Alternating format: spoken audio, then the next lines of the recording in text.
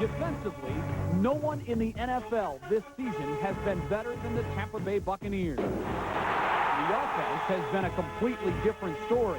Misfires have far outnumbered the big plays, and if the Bucs hope to make a postseason run, that has to change. I think championship teams find a way to get it done, and we'll find out if we're a championship team or not. Trent Dilfer's broken wing means the Bucs will now fly only as high as rookie quarterback Sean King can take them.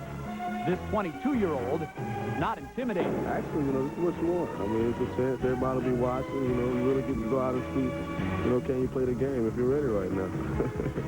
For the Buccaneers, 1999 has come down to a 5-game season, and it all starts tonight when the 7-4 Tampa Bay Buccaneers and the 7-4 Minnesota Vikings collide.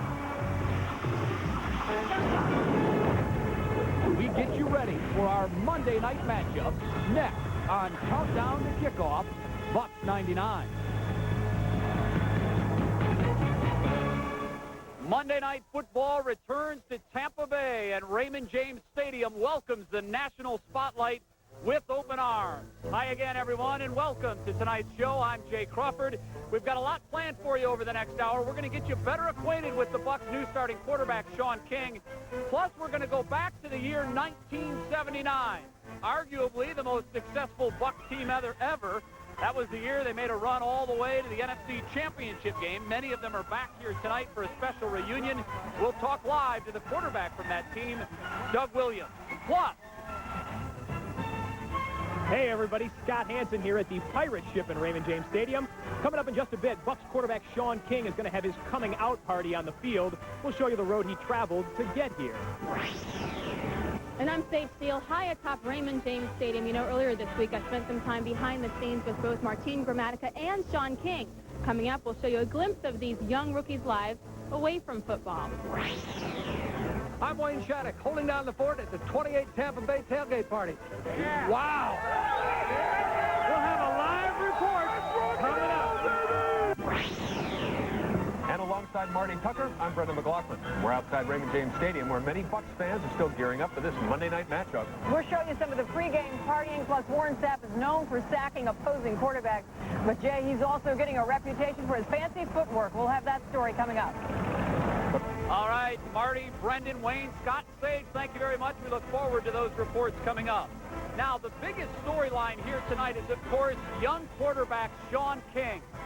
Imagine, 22 years old, you're starting your first game in the NFL, and it's in your own backyard. That's the way it looks for the hometown kid.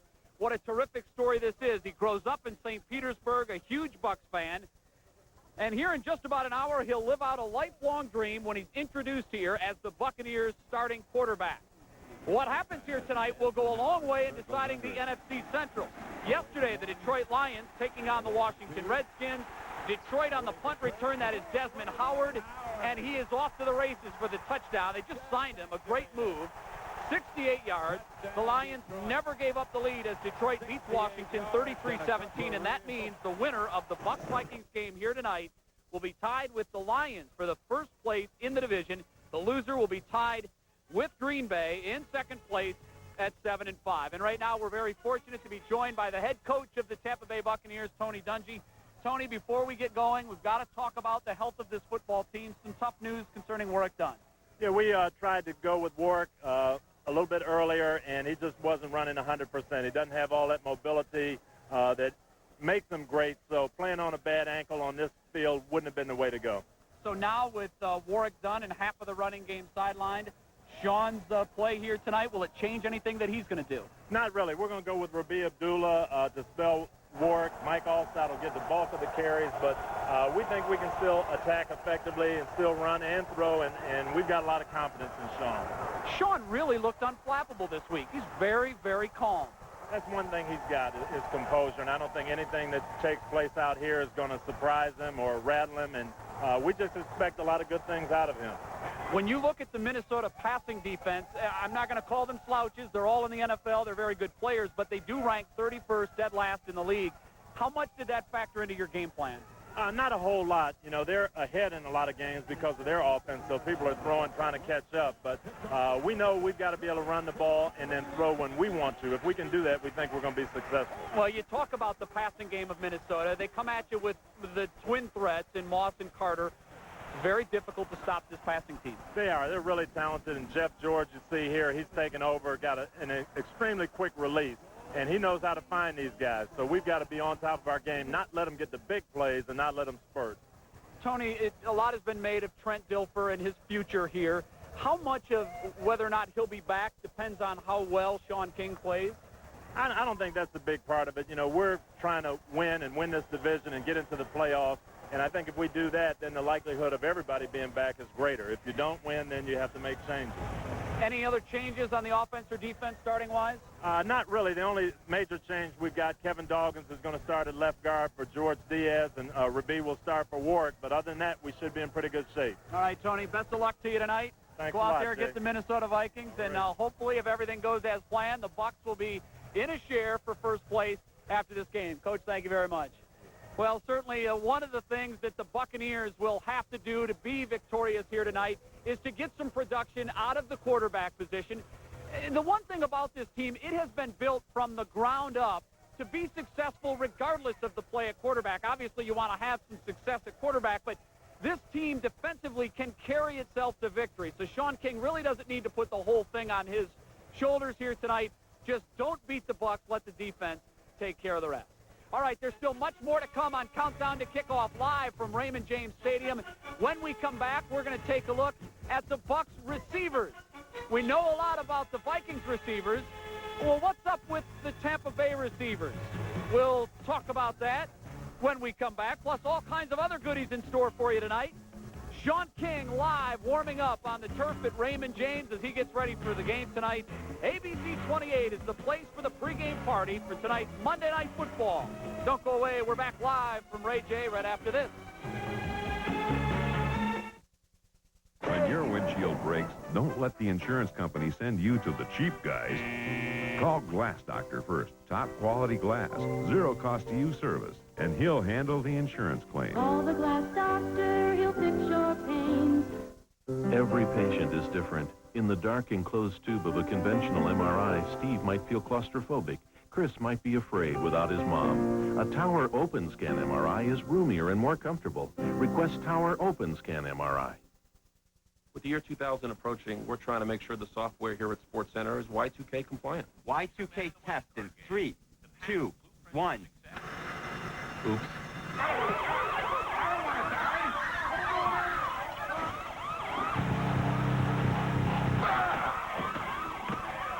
More from the NBA and an NFL trade right after this. We definitely have a few bugs to work out, but we'll be ready. Follow me! Follow me to freedom!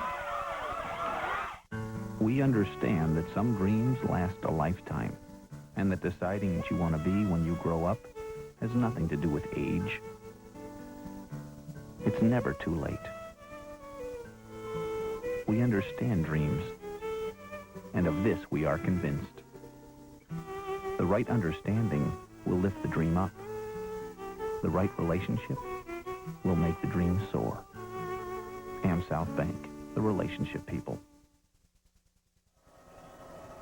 Shots from high above Raymond James Stadium. There's always a special feel for a Monday night game. No question, this one certainly has electricity in the air. First place of the NFC Central is on the line.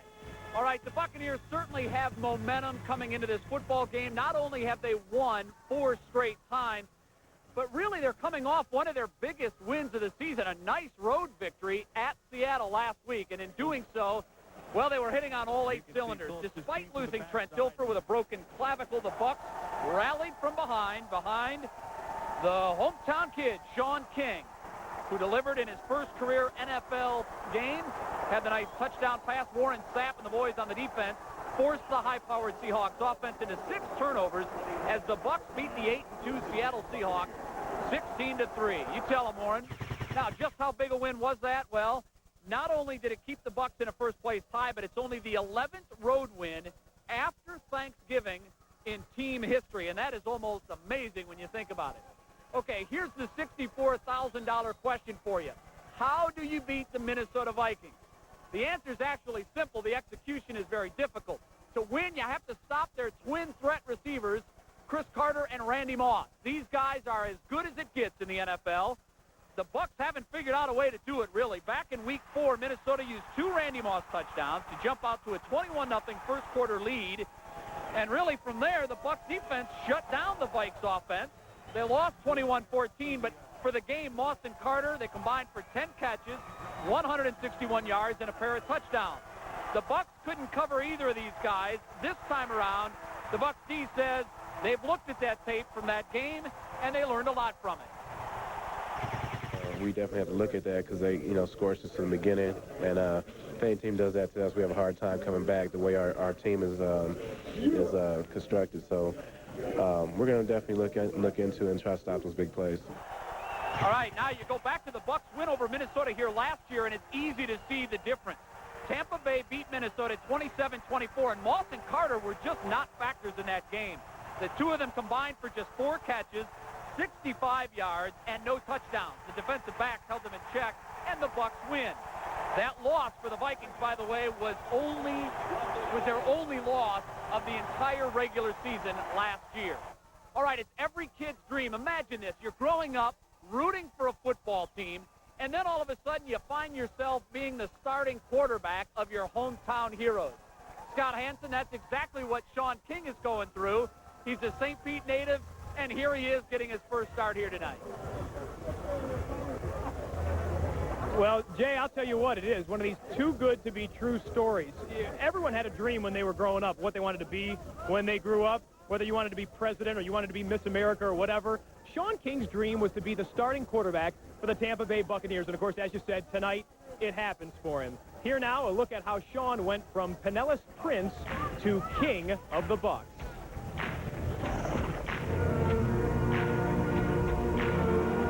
You ever heard of a strong-willed kid? He was a strong-willed type kid. If ever a person was meant to be the starting quarterback for the Buccaneers, it might be Sean King. Always go out and play in the street, want to be a Buccaneer, imitating being a Buccaneer. Matter of fact, he had a whole Buccaneer uniform. I could picture it in my mind, seeing him out in the yard, and that big old helmet with that orange, that real bright orange color on. Growing up in St. Pete, King dreamed of playing at the Big Sombrero. But first, he would become a star 20 miles across the bay at Gibbs High. And from his 10th to his high school years, he just blossomed into one of the better high school players in this area at quarterback. Perhaps one of the better players ever. He was a consensus All-American at Gibbs. In his last 2 years, he threw 60 touchdown passes. He hit the open receivers on the field and hit the open books often. Sean took his ACT a year early and scored a 27, well above average. And in his senior year, he was Sean Homecoming King. His college choice was a strange one to some. Tulane, not a big-name dominant program. In his first 3 years, Sean shined. The team did not. He would come out of the locker room, the last one out of the locker room. He would come out crying because he wanted to win. He was used to winning. He wanted to be a winner. In his senior year, just last season, he became the ultimate winner. Playing with a broken left wrist, he had the highest quarterback efficiency rating in college football history. Tulane did not lose a game. He was now a national name, having finished 10th in the Heisman Trophy race. Gibbs High honored him with Sean King Day, and they retired the number 10 that had put 6 on the board so many times.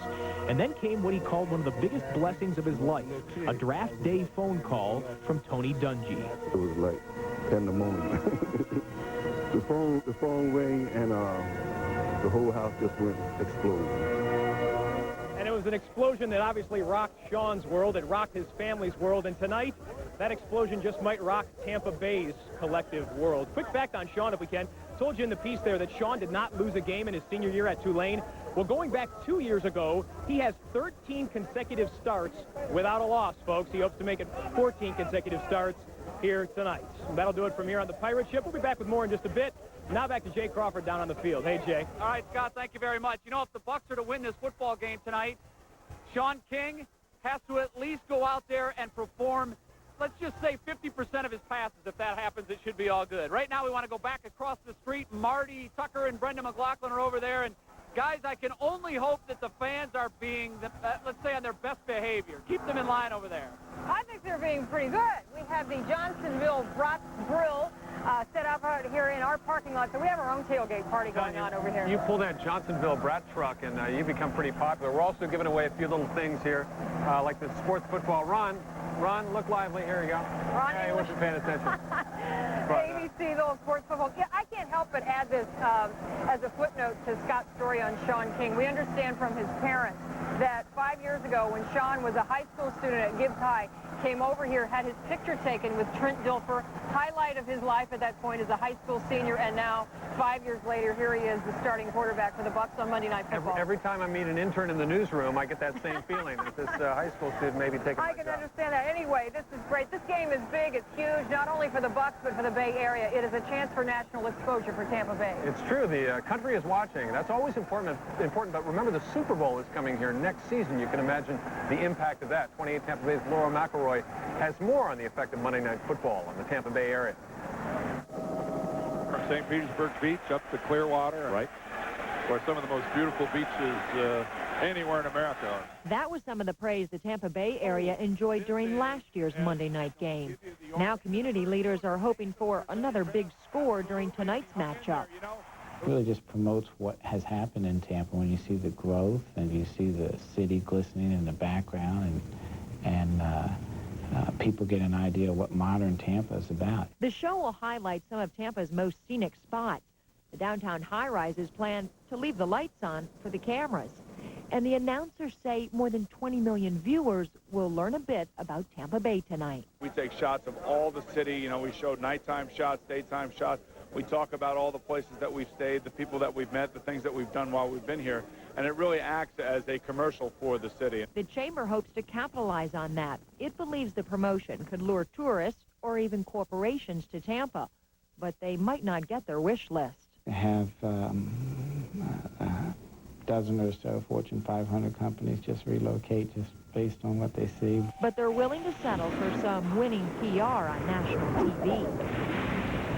Welcome to Tampa, Florida. In Tampa, Laura McElroy, 28, Tampa Bay News. Of course, as a TV station, we really couldn't have a better location. We are maybe 50 paces from Raymond James Stadium, right across the street. We are directly across the street. It's an easy walk over there.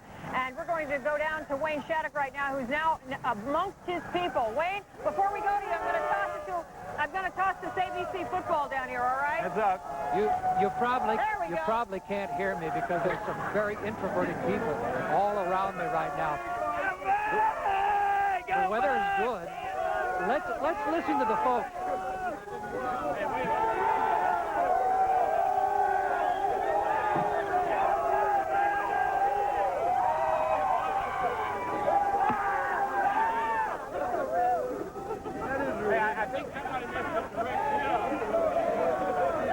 Well, as you can see, these people have gotten over their shyness, their innate sense of shyness, and they're having a great time. And the best thing we can tell you is that the weather is not going to really be a problem for tonight's game. No rain, decreasing cloudiness, temperatures mainly in the 60s. Hope everybody has a great time, and I hope everybody stays safe. Back to you, Brendan and Marty. Wayne Shattuck completely disappearing in the crowd there. We may never see him again. I didn't hear a word he said. Thank heavens I heard his broadcast, his forecast earlier tonight, and he said it's going to be a beautiful night, a little chilly out here. All right, before we go, I'm going to throw these beads out here. The last time I got these in the pond down there. Pond, yeah. I got them in the retention pond. Okay, we're going to go for the big one there. All right. I think he got him. Coming up a little bit later on Countdown to Kickoff, we'll have a special look at the Sackmaster, Warren Sapp, and his one-of-a-kind dance moves. Until then, Jay, we'll keep an eye on the tailgate party down below as we're all getting fired up for the big showdown. This is so exciting. We've been talking about this for months, really. Too much fun. Yeah, Warren Sapp just came out onto the field and did a little dance for the fans up in the stands. It was quite electric. Still to come on Countdown to Kickoff. We know Martin Gramatica is very excitable on the football field. Is it possible he brings that much excitement to everything he does? Sage Field takes us behind the scenes, away from football with Gramatica. We'll do that when Countdown to Kickoff continues live from Raymond James Stadium. Say hello to Santa Claus, an official member of the Buccaneers on the pirate ship. We're back here in 2 minutes. Don't go away. Tonight after the game, don't miss out on Monday Night Football Madness. See how Tampa Bay partied down as the whole country got a glimpse of Buccaneer action live from Raymond James. Complete team coverage is on the way. Plus, I do want to know what happened to my child because I trusted them. She was put in their care. a mysterious death at a Bay Area hospital. Tonight, a family desperately wants the truth revealed. It's a story you'll see only on 28 Tampa Bay News tonight after the game. The slipping, the whining, sounds like a transmission problem. It sounds like it's time to call AMCO for a solution. The experts at AMCO have been checking the sights and sounds of transmissions for a few years now. In fact, AMCO centers have serviced over 20 million vehicles. That's a lot of know-how, a lot of experience, and a lot of very satisfied customers. Call 1-800-GO-AMCO, AA-MCO. Attention, Buccaneer fans. Buccaneers.com is now online. Buccaneers.com is already being called the NFL's premier website. Read up-to-the-minute Buccaneers news. Listen to live press conferences. Take virtual tours of Buccaneer facilities. Meet the cheerleaders. Browse the kids area and more. Be sure to get your 3D glasses at these locations: Checkers, Dodge, Hess, and Publix. Buccaneers.com, the official website of the Tampa Bay Buccaneers. Log on and feel the power. What a beautiful shift, or shot, rather, of the Pirate ship. It is a beautiful shift, too, now that I think about it.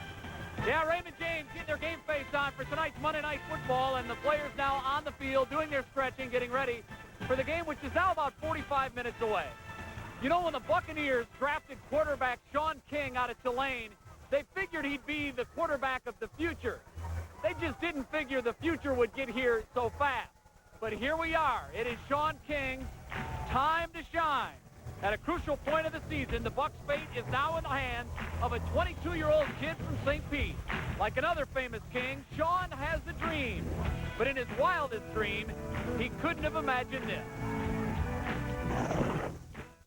Have you had a time where you've just been able to step aside from it by yourself and to say, wow, yeah, I am here, and this is happening? I don't have time for that right now. Well, hopefully Tuesday I'll be able to just sit back. We'll be off and say, we did a good job. But right now I'm really focused on Minnesota. It's a big game for us. And, I just want to make sure I'm prepared. I can go in, sort of just drive the truck and just keep it on the street. Don't let it, go off the right or the left. Just try and keep it on the street, and I think we'll be okay.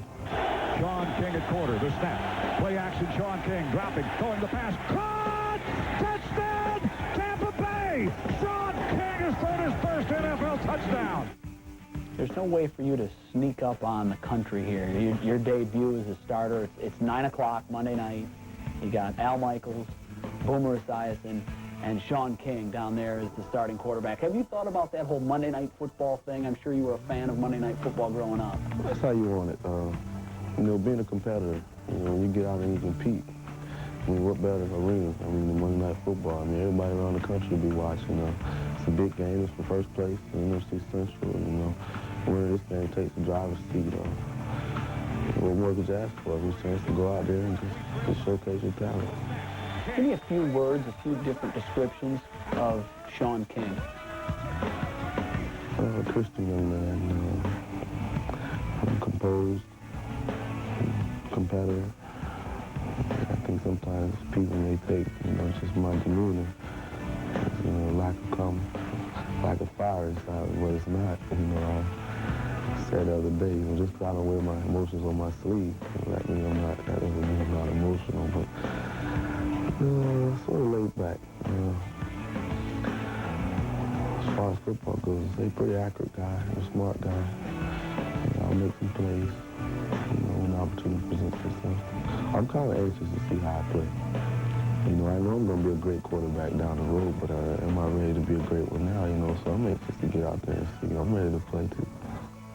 All right, good luck to Sean as he takes the field tonight. If his dream is to become a reality, he really needs help from two units. For starters, the offensive line needs to protect Sean like he's gold at Fort Knox. If he gets time, he could be effective. Also, the receivers have got to catch the football. Last week in the win against Seattle, Riddell Anthony was just awful. For starters, he dropped the touchdown pass from Trent Dilfer that hit him right square in his hands. Then he dropped the ball that King delivered that was right on the numbers. Those drops need to be catches here tonight. All right, now here's another key to the Bucs' success tonight. Really, it's been a key to their success all season, and that is their kicker, Martin Gramatica. Sage Steele, the little guy from Argentina. Well, he's been the Bucs' biggest offensive weapon all season long. So tell us, what is Martin Gramatica like away from football, Sage? Well, you know, Jay, you'd think with the way this guy celebrates on the field, he'd have this really outgoing and vivacious personality, but that's really not the case. Off the field, he's very cool, calm, and collected, and even shy at times. But I think the neatest thing about Martin Gramatica is the relationship he has with his younger brother, Bill. Growing up, they were always very close, but right now, Martin is going through the most exciting time in his life with his younger brother by his side. And that makes him feel right at home. 51-yard attempt. Good snap. Here's the kick by Gramatica. He's got the leg. He's got the leg. It is good!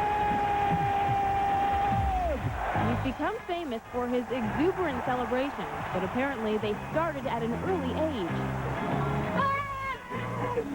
Look familiar? Well, this is Martin celebrating a backyard goal at just 10 years old. And it continues through grade school, high school, and college. And through it all, his biggest supporter has been his younger brother, Bill. It's like coming back home, you know, after being away for 5 years and get the room with him. It's just really awesome. I mean, I'm having a good time, and we spend so much time together. It's a lot of fun. That's right. These two brothers actually wanted to be roommates. Okay, obviously we're in Martin's room. But now this is a little bigger. Is that what comes with being the older brother? That was the contract that yeah. See, that's why I get this smaller room. Negotiated that before. This is my room. This is the cleanest room in the house. Cleanest room of the house. Yeah. Wow. The bed's made and everything. It sure is. You do that for us? It's a little crooked.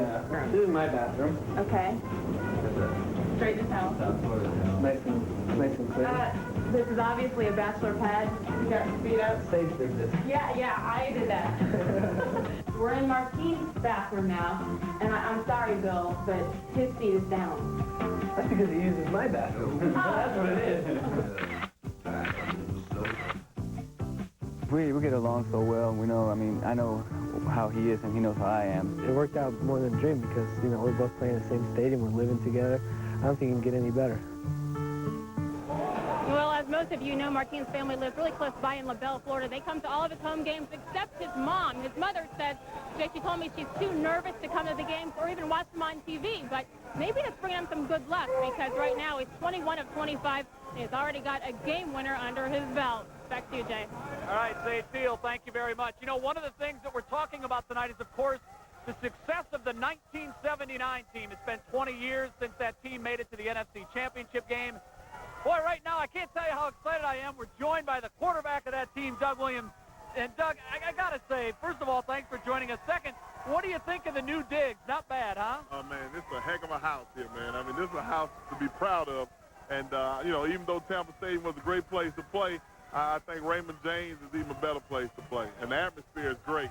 Yeah, you're back for the reunion tonight. What was it like seeing some of the guys? I'm sure it was exciting.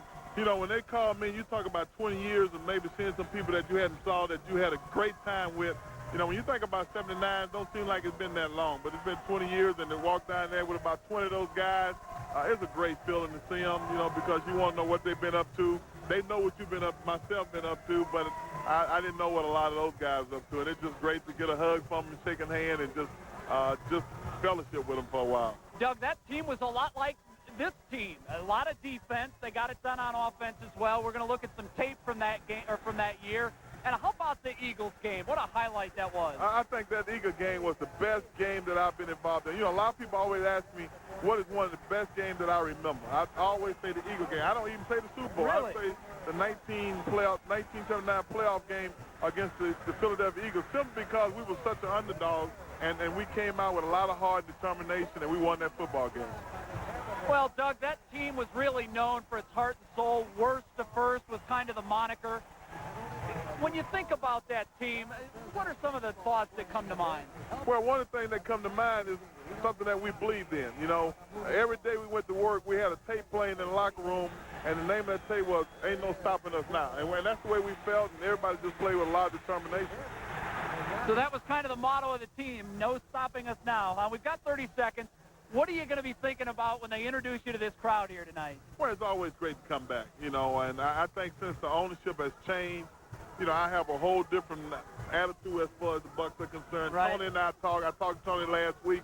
You know, I'm pulling for Sean King. I'm pulling for all the guys, and I just want to see Tampa do well because I think the city deserves it. All right, Doug Williams, thank you very much. Okay. Enjoy the night. Okay. We certainly enjoyed the memories that you provided us, that and the 79 team. Thanks. Still to come, we're going to take a closer look at that 79 team, plus Trent Dilfer. What is his future with the Tampa Bay Buccaneers?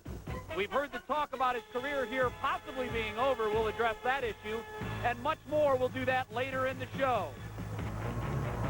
We're just over a half hour away from kickoff now, but trust me, time flies when you're having fun, and we'll resume the countdown to kickoff right after this. Stay with us. We're back in no time.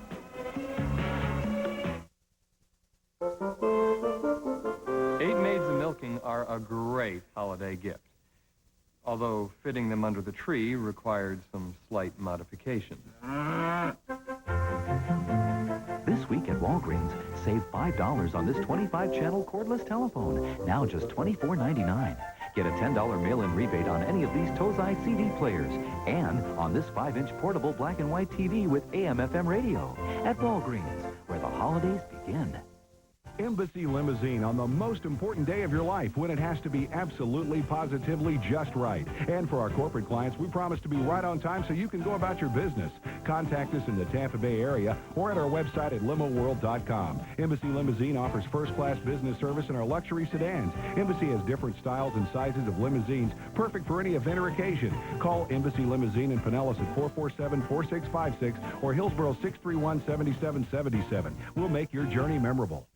With the year 2000 approaching, we're trying to make sure the software here at Sports Center is Y2K compliant. Y2K test in 3, 2, 1. Oops.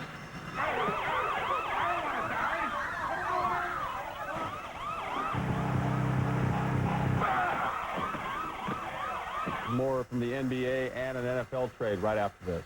We definitely have a few bugs to work out, but we'll be ready. Follow me. Follow me to freedom. The city of Tampa puts on its brightest face tonight for Monday Night Football. A national TV audience will be watching. And boy, the fans are certainly here in force, and they are ready for kickoff here tonight. Well, sadly for Trent Dilfer, it's quite possible he has taken his last snap as a member of the Tampa Bay Buccaneers. Tonight, he'll be watching from the sidelines, of course, that broken clavicle he suffered in Seattle. I know he'd much rather be playing than watching, but that's the circumstances right now. Heck, at this point, who knows? It may be Trent's last appearance in a Buccaneers uniform, that Seattle game. If he does come back next year, it's at a cost of $4.5 million. And they have the option to let him go. So we don't know what they're going to do. So far, the Bucs have been mum on the situation. And you have to think that a lot of their decision will now come down to how effective Sean King is when he gets his shot to play at quarterback. 20 years ago, we just talked to Doug Williams about it. It was the 1979 Buccaneers, and boy, did they provide a city hungry for a winner with some excitement. From worst to first, that was the deal that year. Doug Williams, Leroy Selman, and Ricky Bell, that was just part of the team that got it done. Well, they went from lovable losers to the NFC Championship game, and many of the players will be back in town tonight. Let's go back in time now, back to the Bucs' best season ever, 1979. The first 3 seasons for the Tampa Bay Buccaneers were absolutely awful. There was nothing to cheer about surrounding the Tampa Bay Buccaneers.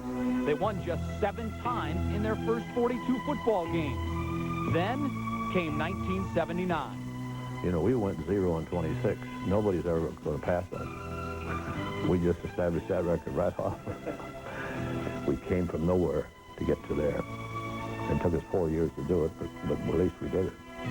Like a crack of lightning from the hot Florida skies, just like that, the Buccaneers turned into winners, from worst to first in 1 year. They weren't just a Cinderella story, they were the Cinderella story.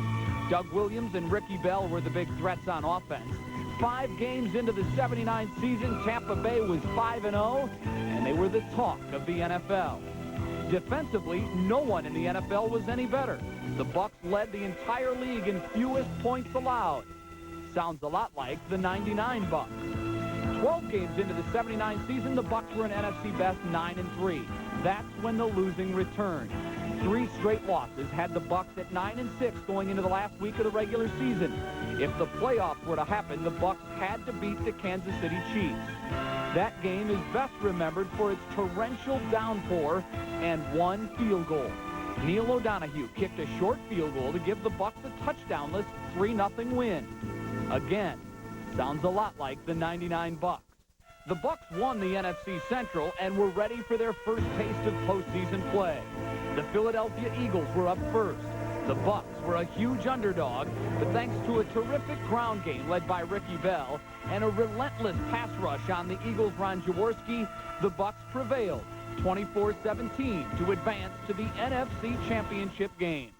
But that's as close to the Super Bowl as the Bucs would ever come. In the NFC title game against the St. Louis Rams, first half injuries to Doug Williams and Leroy Selman left the Buccaneers without a sword. The Rams won that day 9-0. The defense held the Rams to 3 field goals, but the offense couldn't score.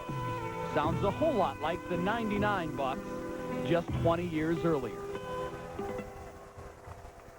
Yeah, unfortunately, the head coach of that team, John McKay, unable to be with us tonight. He just had surgery on his right foot on Friday. John, we sure hope you're feeling better. I did have a chance to spend some time with the colorful ex-coach last week. Of course, we talked about the 79 Buccaneers. I think the players, we had told them going into the season that we did have things in place now. We had a good offensive line, not a great one, but a good one. We had very good running backs, very good quarterback, and our defense would play with anybody. And we said we're going to win. We played a tough schedule, and we won enough games to get into the championship game. Should have won it. Worst coaching job I ever did. Rams game? We beat them 4 weeks before, 23-6, without any problem at all. It was just terrible. Do you still think of that game? Well, I don't think back on football very much. I enjoyed coaching. I enjoyed the players, and I enjoyed the coaches that worked with me. I had good ones. I think it was the most rewarding season in my coaching career. And the thing that put us over the top, of course, is when we were able to draft Doug Williams. You're not going across the street in this football without a quarterback that's pretty good. It doesn't have to be great, but he has to be pretty good. And when Doug first came, Doug was throwing high balls, and people were yelling and writing me letters, get him out, get him out.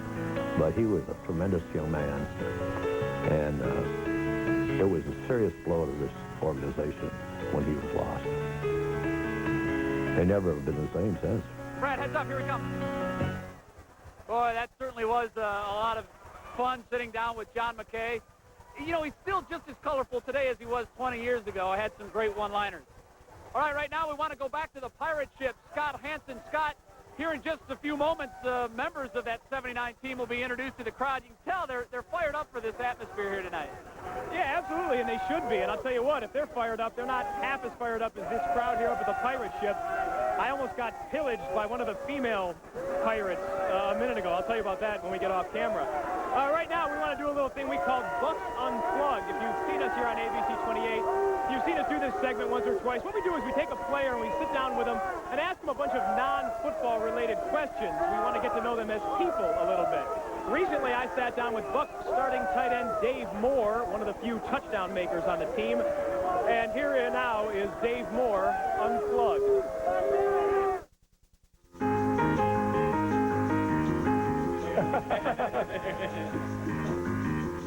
Probably the birth of my kids. The reason being just if you've had a kid, you'll know. JFK Jr.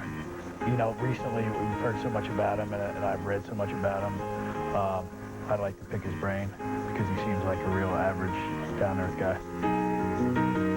I would say like Raiders of the Lost Ark was always my favorite.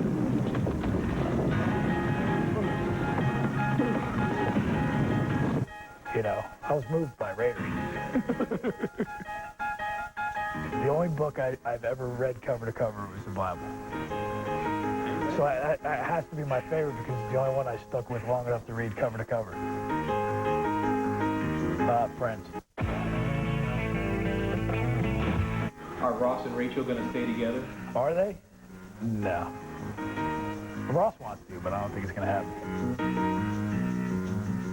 God willing, fishing. That's Dave Moore unplugged, one of the avid fishermen on the team. The Pirates are fired up. The fans are fired up. I'm fired up. That's it from the Pirate ship here. Now back to Jay Crawford on the field. Hey, Jay. All right, Scott, thank you very much. Well, right about now, the 1979 Buccaneers team are taking their places behind the goalpost here at Raymond James Stadium. They're about to be introduced to this crowd. I had a chance yesterday to spend some time with some of the players from that team. A lot of them are very much looking forward to their moment in the sun, and when we come back, we'll get to see some of the players being introduced live from Raymond James Stadium. We'll do that in just a minute. Kickoff draws near from Ray J, and when we come back, along with the 79 team being introduced, Sean King, as you've never seen him before. Sage Steele shows us a different side to the man who is fit to be king. Don't go away. I promise you, you do not want to miss this.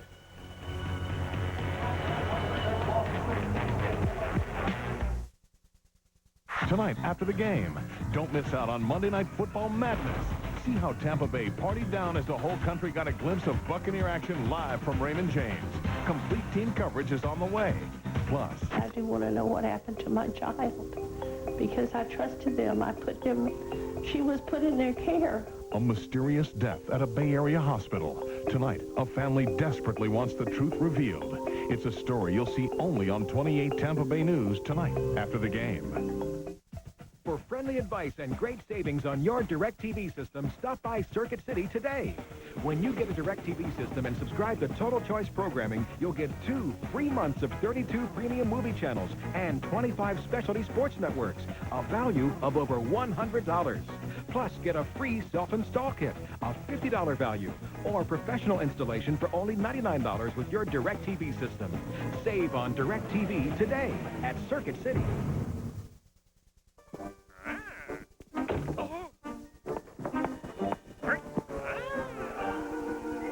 Oh, honey, this is the best. I gotta call Mom.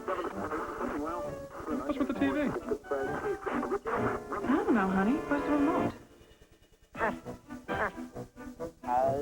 At Primeco, you can get a 100% digital phone starting at just $49. And now our new rate plans include nationwide long distance. Go ahead and call. It's Primeco.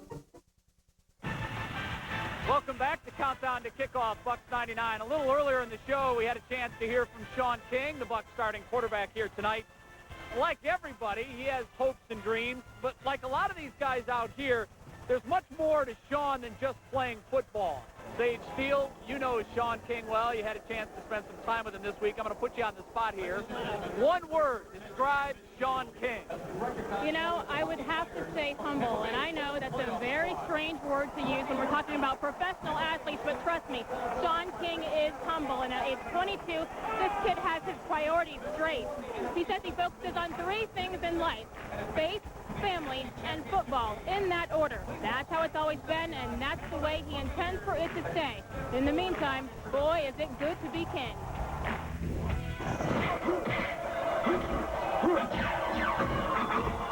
In some ways, Sean King is just like any other 22-year-old. But in so many other ways, he's very different. I'm a part, is right. I know God is first, and then my family, and then football.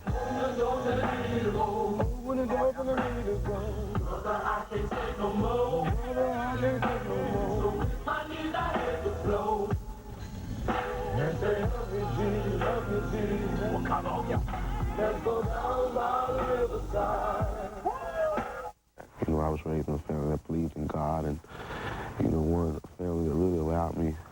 They didn't force me to believe in God, but, you know, they showed me, you know, the power of God. Every morning you read the Bible. Yeah, every morning. Since when? I've been doing it a long time now, since I was in high school. You know, it's something I did, and I went to college, and I continue to do it, and it really helped there because that's the first time you're not around that support system that you're used to, so you know, that really helped me there, and it's just something I continue to do. Well, this is a picture probably from 1979, I would say. I'm probably about 2. I was dressing pretty good back then. Sean Earl King is the oldest of 3 children. his family is his backbone, and he realizes just how lucky he is to have them so close by. They're here for me. They support me. You know, they don't put any added pressure on me. If anything, they take pressure off on me. My mom's a great cook, so I get to eat well. And, you know, it's a great situation. Play action, Sean King dropping, throwing the pass. Caught! Touchdown! Tampa Bay! Sean King has thrown his first NFL touchdown. As far as football, Sean realizes just how far he's already come. You know, it's strictly the grace of God. I mean, I'm not 6'4". I'm not a prototypical quarterback, but, you know, Christ has just blessed my life. You know, he's given me a platform. So he's a very diverse young man, but actually, the life of this king is very simple. Just go down by the riverside and leave all your problems behind, you know. Are you coming with us? Come on. You know, there's one other thing I want to point out, and it's something that I want the kids especially to listen to. Sean says of all of the things he owns, his most prized possession is the degree he received from Tulane University. He graduated in 4 years with a 3.16 GPA in business management, and he did that while leading his team to an undefeated season. So, Jay, I think that's true for all of us, that there is such thing as being a very good student-athlete. All right, Sage Field, thank you very much. The roar of the crowd is for the 79 Bucs team. They actually just finished being introduced to the crowd, and of course, Leroy Selman, the defensive leader of that team, made some comments talking about that 79 season, thanking the fans, and it certainly brought everyone here to their feet. Well, as you saw just a couple of minutes ago, Sean King, a very down-to-earth young man, a guy that has rubbed off on his teammates. The word that we heard most often this week about the Bucs' newest signal caller, confidence. Believe me, they all believe he is more than confident to lead this team. Despite being a rookie, they know he can step up and get the job done. Sean is uncanny. He's a 10-year rookie. Oh, yeah. He doesn't need any words of encouragement for anybody. He handles his business. And he has a lot of poise, and he knows our offense inside and out, and I don't expect anything but the best out of him. Somebody asked me if we're going to simplify anything. There's no reason to simplify anything for Sean, because they're thinking that, because he's a younger quarterback, that something would need to be changed. There's absolutely no reason. Sean's got everything we need to be successful. All right, now certainly Sean King is not going to complain about his receivers. He's happy to be a quarterback in the NFL, but I've got to believe he'd much rather be throwing to the guys on the other sideline, at least the Vikings receivers. What a tandem they have. Randy Moss and Chris Carter have gotten it done all year. Just about any quarterback would look good throwing to these guys. Last year, the two helped to resurrect the career of Randall Cunningham. The guy actually had been out of football for a couple of years. Then this year, they put Jeff George back on the NFL map. It's a high-powered offense versus a stingy defense. A perfect setting for a December NFL football game. It's a matchup that you look forward to as an athlete. I mean, you want to go up against the best, and it's always exciting when we play those guys, and it's a little bit unique because their offensive line has been together for a long time, and our defensive line has been together for a long time. And I think that's a major reason why we're two of the best units in the league. So it's exciting. We know each other, they know us, so it's going to be a good matchup. Now take a look at Carter and Moss. In the 3 games they've played together against the Bucs, boy, they have been red hot. Now in the 2 games at Minnesota, they've combined for 19 catches, 287 yards and 6 touchdowns. But in the 1 game here, well, it was a much different story. You see just 4 catches, 65 yards, no touchdowns. That was in the Bucs' win here last year. That was the only regular season loss for the Vikings last season. Well, when you think of terrific combos, of course, you think of Carter and Moss. You think of maybe Lewis and Martin, but the one that immediately comes to mind for me is, of course, Tucker and McLaughlin. I'm talking about Brendan and Marty, of course, and I'll throw it back across the street to see what's going on there, guys. Jay, you have such a way with words. He is so smart. He really is. Very astute guy. Anyway, we are not quite the dynamic duo of Mike Allstott and Warren Dunn, and we're far from the duo of Brad Culpepper and Warren Sapp on the defensive line. Well, those two guys have about 300 pounds on us. That would be a difference. But when you talk about Warren Sapp, you're really talking about the focal point of the defense. And when he makes a great play, you know it. His antics and his dances after sacks or big plays, they're really becoming somewhat of a trademark, not to mention a fan favorite. With that in mind, we'd like to take a closer look now at Celebration Sapp style.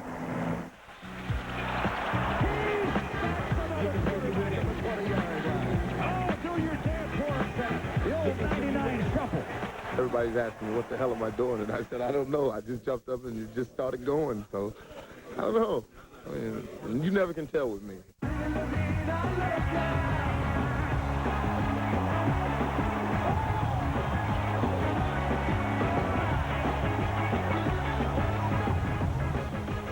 Would you be willing to offer some rookie advice to the veteran Warren Sapp? On his dancing? Yeah, he needs to come see me about that. Because that is terrible. You can't run, you can't hide. You and me gonna touch the sky.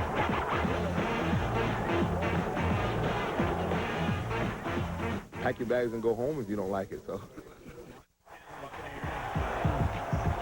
Yeah, I'm going to give them their money's worth. No doubt about it. I'm going to give you your money's worth. So I tell you to get there early and get your seat because it's going to be a show.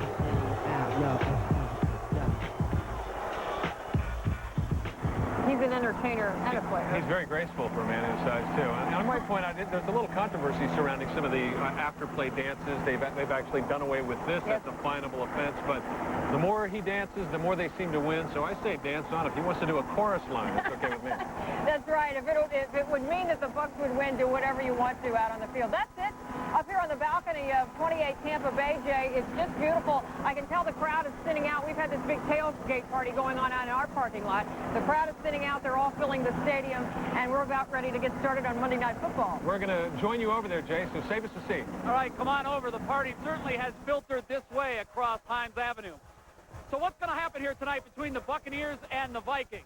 Well, that's a good question, and when you take a look at the stat sheet, you know Minnesota has won 5 in a row. The Bucs have won 4 in a row, 2 very hot football teams. Earlier this afternoon, ABC 28 was the site of a pregame party. Boomer Esiason was there, and I put him on the spot. Who's going to win the battle for first place in the NFC Central? The big story going into the night, obviously, is Sean King, the local product, who will make his first NFL start as a rookie in a big, huge game for the Tampa Bay Buccaneers. So there's a lot of different things to look at here tonight. The other thing, too, is the high-flying Minnesota Viking offense versus the best defense, what I consider the best defense in football, the Tampa Bay Buccaneers. Not too many teams can go into a game, basically pick up 156 yards like the Bucs did against Seattle last week and still win. I mean, I'd love to play quarterback for that particular team. Got to put you on the spot. Who do you like? You know, it's really tough. I think it's going to be Tampa's game just because of the history of these two teams. And the fact that Tampa was the only team that beat Minnesota last year until Atlanta beat them in the playoffs kind of tells you something, that the Tampa Bay Buccaneers know how to play at home and they know how to defend their home turf. Boomer Esiason, thank you very much. Let's hope Boomer's right. He likes the Buccaneers in this football game. Well, we're about 15 minutes away from getting this thing started as our countdown to kickoff continues. When we come back, we have the last word before kickoff. We also dive inside the numbers to help break down this matchup. We have some very interesting stats for you. And we'll throw them your way in 2 minutes. You're looking at a high shot of Raymond James Stadium. We'll be back with countdown to kickoff right after this. Get ready, get set, get wowed at the all-new extravaganza from Ringling Brothers and Barnum & Bailey. WFTS ABC 28, 99.5 WQIK, and Dairy Queen are proud to sponsor the opening nights of the greatest show on earth, January 6th and 12th at 7 o'clock. Stop by Dairy Queen and pick up your coupon for a free clown nose. Tickets are on sale at the box office and Ticketmaster or call to charge by phone.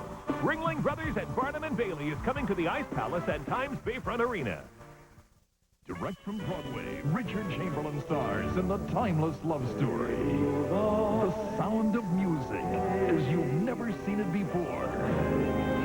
Packed full of excitement, laughter, and music. Coming to the Tampa Bay Performing Arts Center. Experience one of your favorite musicals live on stage. December 7th through the 19th. For tickets, call the Center Box office at 813-229-STAR or Ticketmaster at 813-287-8844. Sponsored by Winn-Dixie. Attention, Buccaneer fans. Buccaneers.com is now online. Buccaneers.com is already being called the NFL's premier website. Read up-to-the-minute Buccaneers news. Listen to live press conferences. Take virtual tours of Buccaneer facilities. Meet the cheerleaders. Browse the kids area and more. Be sure to get your 3D glasses at these locations: Checkers, Dodge, Hess, and Publix. Buccaneers.com, the official website of the Tampa Bay Buccaneers. Log on and feel the power. Welcome back to Countdown to Kickoff. Here's how the matchup has fared over the years. The Vikings lead all time, 29-14. Believe it or not, the teams have split the season series the last 6 times. The stage is set for Monday Night Football. To the winner go the spoils. And first place in the NFC Central, at least for the time being. But with 4 weeks to go after this game in a very tight NFC Central race, we know anything can happen. Well, there are some football games that head coaches need to say nothing to their players about. They're big games, and the players know they're big games, and this is certainly one of them. You know, we couldn't ask for a better scenario. Monday Night Football against the Minnesota Vikings, division rival. It's going to be a great game. It's a stage for us to let the country know what we're doing down here and get some more Buck fans. And so we're really going to be pumped up and ready to play. We realize the stakes are bigger, and they get bigger every week, and I think we're going to handle the challenge very well. And you got to love it. Can't write a better story than this. And if we keep ascending, I mean, it's going to be one for the ages. Well, let's hope he's right. Now, aside from the fact that this game is for first place, one of the other intriguing things about this matchup, it includes 2 of the hottest teams in the National Football League. The Vikings have won 5 straight games. The Bucs have won 4 straight. In fact, you got to go back to that Detroit loss in October to find the last Buccaneers loss. That was the Sunday nighter. Since that time, the defense has been absolutely untouchable, while the offense has been good at times and just good enough to win at others. But the bottom line is 4 straight wins for the Buccaneers. On the flip side, you've got the Vikings with their 5-game streak. That's the 3rd longest stretch of wins in the NFL. And you can pinpoint their turnaround to the play of Jeff George. Unlike last year, things just weren't clicking for the Vikings under Randall Cunningham. They started awful. They were just 2-4, and that's when they made the switch to Jeff George. And since that time, it's been shades of last year. This team is scoring at will again, and they look every bit as good as the Vikings from the same team last year that really came to within a missed field goal of making the Super Bowl. Right now, the only glaring weakness of this Vikings football team is their pass defense. When I say it's bad, I mean it is bad. They are dead last, 31st in the NFL when it comes to defending the pass. Unfortunately, the Bucs aren't very good at throwing it. At least they haven't been. They come into tonight with the 27th ranked passing attack. If nothing else, this is a good pass defense for Sean King to start out against. All that means that some teams have thrown for a lot of yards on them. You know, like last week, I mean, terrible stat game for the pass defense, but they won. That's all that matters. I mean, our offense, you know, if you just look at the stats, I mean, we probably aren't high in any categories, but we're 7-4.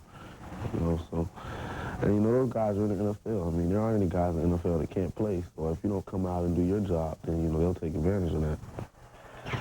Now, one reason the Bucs passing game is ranked so low is the fact that the rushing game is ranked so high. The Bucs are in the top 1/4 of the league in rushing offense. And how about this stat? Under Tony Dungy, the Bucs are 13-0 when they throw the ball 20 times or less. All right, we're down to our final 45 seconds in countdown to kickoff, and here's the final thought. If the Bucs defense plays like they have the last 4 weeks, the Buccaneers will only need to score 2 touchdowns to win. I see it 21-17, Tampa Bay over Minnesota.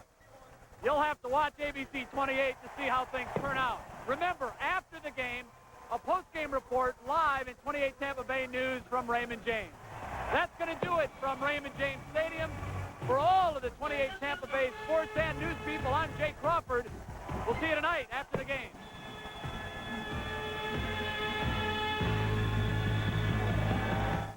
Log on to Tampa Bay Live for all the latest news and weather. With the year 2000 approaching, we're trying to make sure the software here at SportsCenter is Y2K compliant. Y2K test in 3, 2, 1. Oops.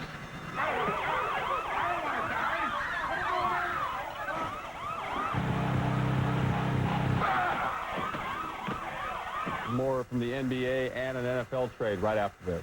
We definitely have a few bugs to work out, but we'll be ready. Follow me! Follow me to freedom! At Church's, we make our chicken from scratch. Because not everyone can. Now get 5 crispy buffalo wings and fries, just $1.99. Are you ready for a new entertainment experience from Time Warner and HBO? HBO The Works gives you 6 distinct channels of HBO for one low price. Add Multimax and get 4 different channels of Cinemax. It's an entertainment package with viewing choices for everyone. Call 1-888-289-TWTV to get free installation on Time Warner's digital value package. From the leader in entertainment comes the latest in entertainment technology. Digital multimedia from Time Warner. Welcome to what's next. Hi,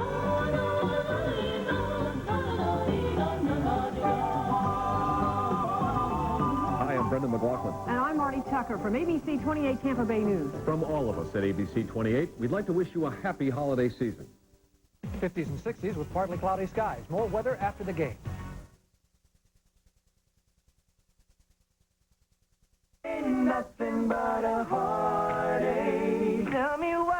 Ain't nothing but a mistake. Tell me why. I love it when I hear you say, are you ready for some football? Yeah. The 1999 season began in inauspicious fashion for the Minnesota Vikings. They broke from the gate, losing 4 of their first 6 games, and expectations of a Super Bowl title were fading quickly. But Coach Dennis Green has been around the block long enough to know never to take anything for granted. We did not have a good start. When you coach for 28 years, you know that you have to expect anything, and we know it's going to be a tough go from the very first day of training camp. Then in came Jeff George at quarterback, and hopes were reignited. That's George, back to throw, back line of the end zone, touchdown. He flicks it back to George, going deep downfield, Carter leaping grab, touchdown. Jeff George has led the club to 5 straight wins and has the Vikings thinking about the Super Bowl again. It's nice to be back on track to where we came from 2-4, now to be 7-4. It feels really good, so we just need to keep it rolling. Tonight, Jeff George and company try to make it 6 in a row as the Minnesota Vikings face the Tampa Bay Buccaneers. A share of first place in the NFC Central is on the line tonight on ABC's Monday Night Football.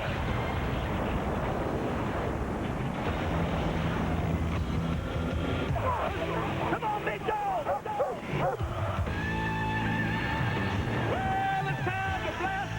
And get underway. The NFL best are ready to play. The Vikings set sail into Tampa Bay. The Buccaneers will try to blast them away. You better be ready. Strap in and hold tight. One division rival will sink tonight. Come on and hit it. Come on and get ready. Are you ready for some football? A Monday night party. Yeah, it's a Super Bowl season. 30 years and still rocking. Al and Boomer are set. Crowd in sight.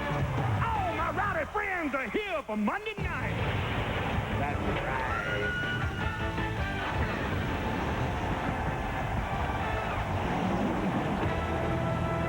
A very pleasant evening on Florida's Gulf Coast. Temperature in the mid-60s. Light rain this afternoon. Clear skies tonight. Raymond James Stadium sold out.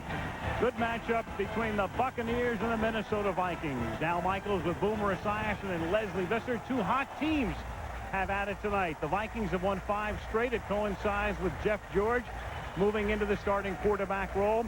He's thrown 15 touchdown passes in 5 games. Chris Carter is playing the best football of his illustrious career. They're scoring like crazy, but defensively they are dead last in the National Football League. Tampa Bay, in contrast, has the second best defense in the National Football League. They're having trouble scoring. They've lost Trent Dilfer probably for the season with a broken collarbone, and so Sean King, a 22-year-old who grew up across the bay in St. Petersburg, makes his NFL debut in, of all places, Monday Night Football in Tampa. Good matchup.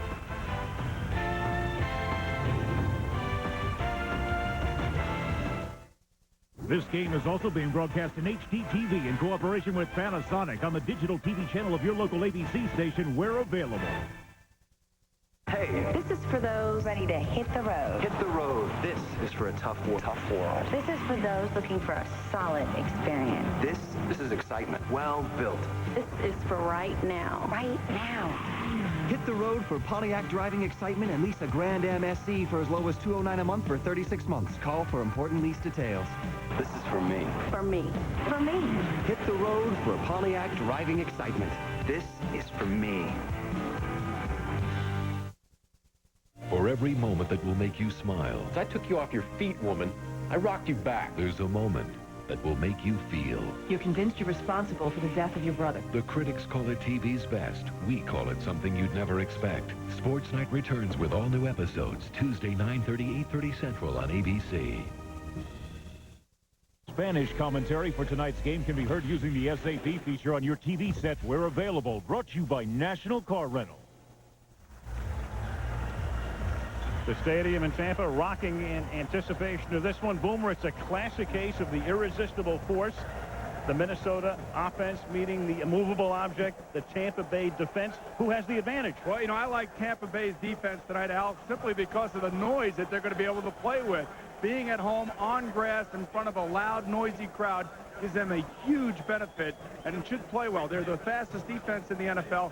The first time these two teams play, it was 21-14 in Minnesota with no Warren Sapp. He's back and as menacing as ever. Watch out for him tonight. What about Tampa Bay offensively? Dilfer out, and so Sean King, age 22, 4 years at Tulane, finished very high in the Heisman Trophy balloting last year, gets the start. Oh, boy, he is poised. He's something else for a man of his age. But I will tell you this, if there's a defense in the NFL that you want to play against, it's this one. They're 31st out of 31 teams.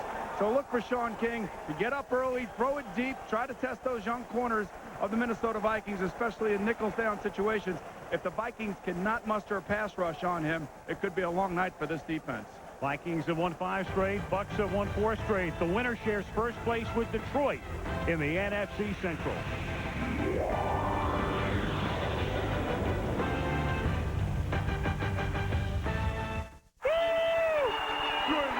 Shannon Sharp, please. Has always talking trash. You're paying, baby. He's always trying to get inside your head. Seahorse, you don't know your elbows from your... And sometimes he can get downright nasty. I bet you pay transaction fees on your mutual funds. Your mama pays full commission. You know how to calculate a P/E ratio? When we created a smarter kind of investment firm, How diversified is your portfolio? we created a smarter kind of investor. You can't even spell Dow Jones. Okay, guys, let's get this right. To calculate a P/E ratio, you divide the stock price. ABC Sports welcomes you to the following presentation of the National Football League.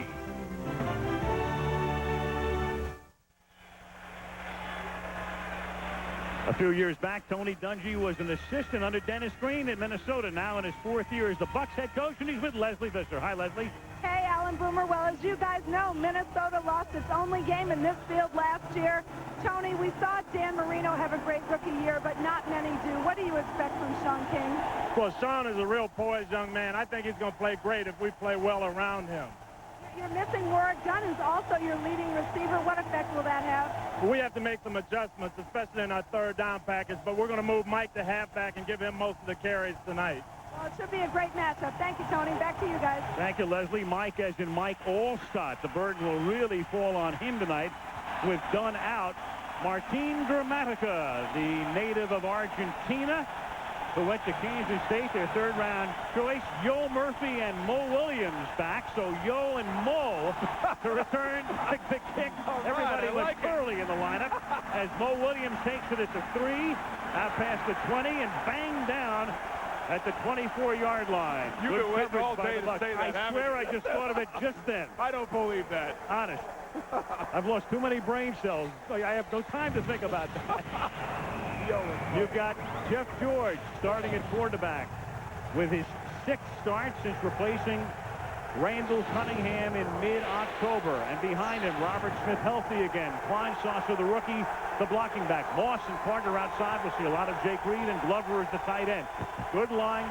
Stussy, the future Hall of Famer McDaniel, Christie, Dixon, and Stringer up front. Crowd is roaring. First down. And it's a fake end around, and then a screen to Smith. And Robert Smith with a big gainer skirting the sideline.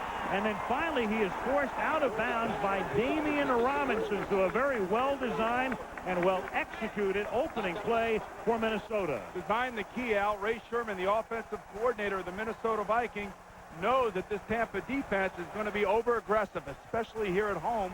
He fakes a reverse, comes back with the screen, and you play against that aggressiveness, and you try to use that to your advantage. That's exactly what they did on that first play, and there is Ray Sherman. 34 yards, equaling the longest play given up by Tampa in either of their last two games. Robert Smith through the middle. Smith to the 38-yard line. Let's look at this Buck defense, number 2 in the National Football League. Jacksonville is number 1 at the moment. Ahanotu, Culpepper, the great Warren Sapp, and Steve White up front. The linebackers, Quarles, Nickerson in the middle, and Brooks having a fabulous season. The corners are Abraham and Barber, and the safeties are Lynch and Robinson. And each of those guys, Lynch and Robinson, missed some time in practice this week and were questionable coming into the weekend, but start tonight because of injury. 2nd down, 7. Leroy Horde has come into the game, spelling Smith. And it is intercepted by Donnie Abraham. And the crowd will really roar now. Touchdown, Tampa. What a play by Donnie Abraham coming on the corner blitz. Jeff George reads the blitz. He tries to throw it over him. And Abraham going up and making the catch for a 55-yard interception return. That's why this defense is so good. They score points. Oh, what a play. In the last 3 games, Abraham has intercepted 4 passes, and it's the second he's run back for a touchdown. Jeff George is reading Abraham the whole way. His wide receiver sees it. They point it out. They try to execute exactly what they're supposed to do. Abraham knows this, and he goes after the football and makes a terrific play. Now Martin Gramatica for the point after. Abraham, Martin, and you know the rest, and it's 7-0. Tampa taking the lead, 1:29 into the opening quarter at a raucous Raymond James Stadium.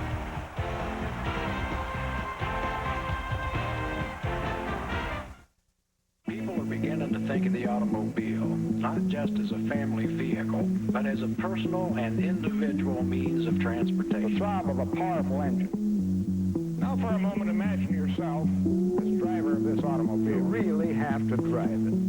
At the Chrysler Proving Ground, give them an expressway and their drivers are well. I think we've made the scenic back roads fun to drive. Or give them any country or suburban road, rough or smooth. They're the type of people who like the feel of a fine machine. Love to drive. The renowned engineers of Chrysler. A minimum of ornamentation and a minimum of chrome moldings. He's a regular firecracker.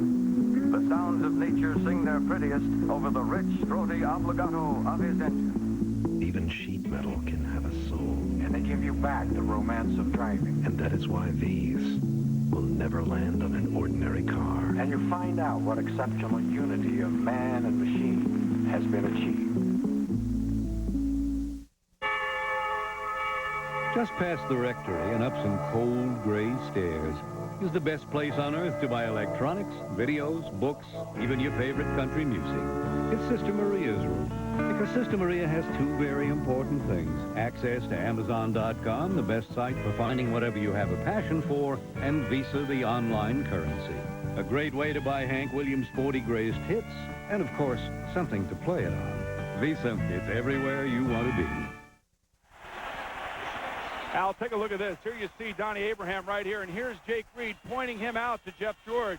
Jeff George sees the blitz coming, and he tries to negotiate the throw, but Abraham, knowing the Minnesota Vikings are going to do that, reads and reacts to the play and anticipates the play, and you can see right there why these players are so good on this defense. They know exactly what they're doing. Monty Kiffin, their defensive coordinator, does a good job of getting them ready for this game. 7-0 as Grammatica's kickoff is very short and is fielded up at the 16-yard line by Yo Murphy, who last week was in Tampa's camp. And he brings it back out to the 35. Back to the touchdown again we go. All week long, you're in films and you're studying your opponent. And Tampa knows that if they bring a corner off a weak side like that, that Jeff George is going to react. And his react is to throw the ball to Jake Reed. But Donnie Abraham knows that also. And so somebody's got to make a play. And who makes the play? The defensive back does. After the Vikings had begun the game with a 32-yard opening burst, followed by a Smith run through the middle, they were on the move. Now Minnesota with its second possession from the 35-yard line. And they give it to Robert Smith. He picks up 4. Robert Smith missed 3 games earlier in the year with a hernia, had surgery, but he's back healthy and comes off a big game last week, Boomer. And you want to see why the Tampa defense is so good. On your television screens at home, you'll see 11 guys in the frame a lot of times around the ball carrier. There's Monty Kiffin, the defensive coordinator. I talked to him this morning. He stresses pursuit. Get after it. Go get the ball. Go after that ball carrier and make him pay when you arrive at the scene, and that's exactly what they do. Second down and 6 from the 39-yard line. Keep it on the ground again, and Robert Smith breaks another one and takes it inside the 40 to the 38. So against that 4-man front, they exploit the middle with Smith again. Kelly knocks them down. First down, Vikings. Kleinsasser leading the way with a block. He's the blocking back, a rookie out of North Dakota, their second pick. Take a look at the linebackers. There's Nickerson, 56, 55, Brooks in the middle. Kleinsasser takes Nickerson on, and Robert Smith follows his block. One of the things about Robert Smith is he is an extremely good vision back, meaning that he knows where to find those holes and make those cuts. Now they bring Horde in the game to spell him, and Leroy Horde, no slouch, lost the football, and it is Tampa Bay with Damian Robinson recovering. Oh.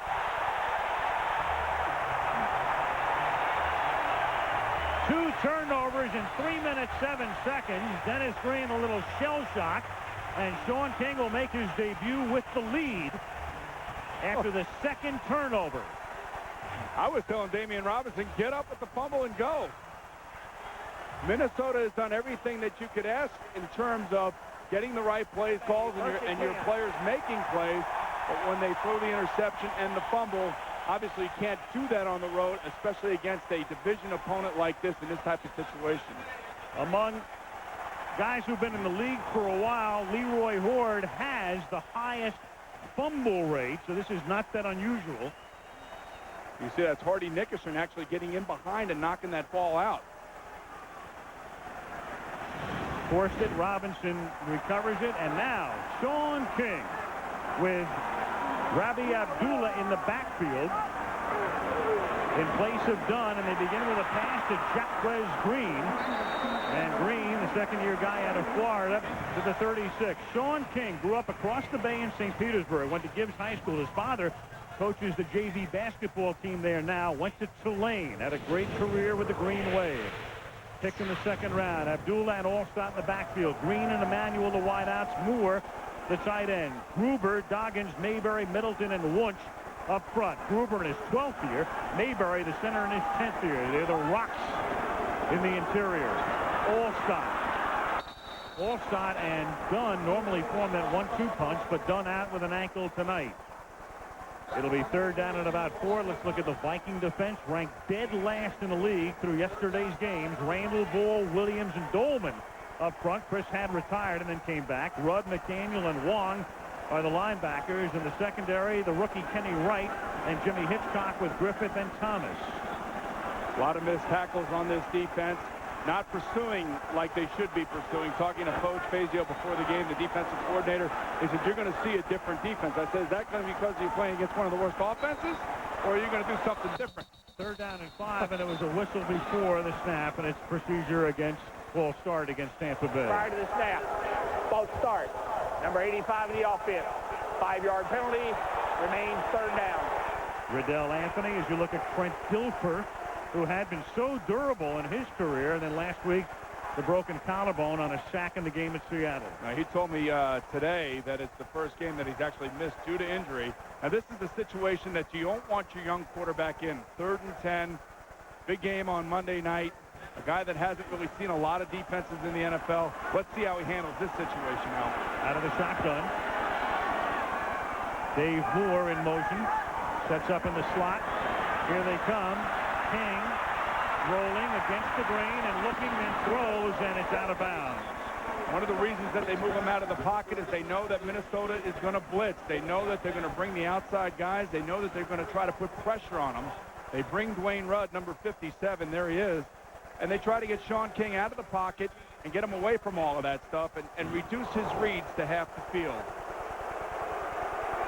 Not a bad thought by Mike Shula, their offensive coordinator. Just get your young quarterback who is mobile outside. Nobody's open. Just throw it away. Mark Royals, long career in his second tour of duty as the punter, second tour here in Tampa. Fielded by Yo Murphy, and Murphy is taken down at the 22. Hey, Yo, welcome back to Tampa Bay. And the Tampa Bay Bucs with the early lead, 7-0.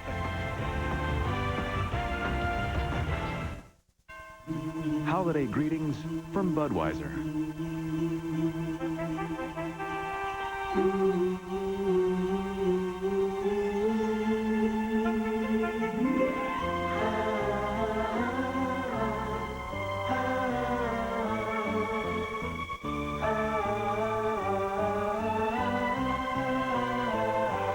From our family to yours, we wish you a very safe and happy holiday season.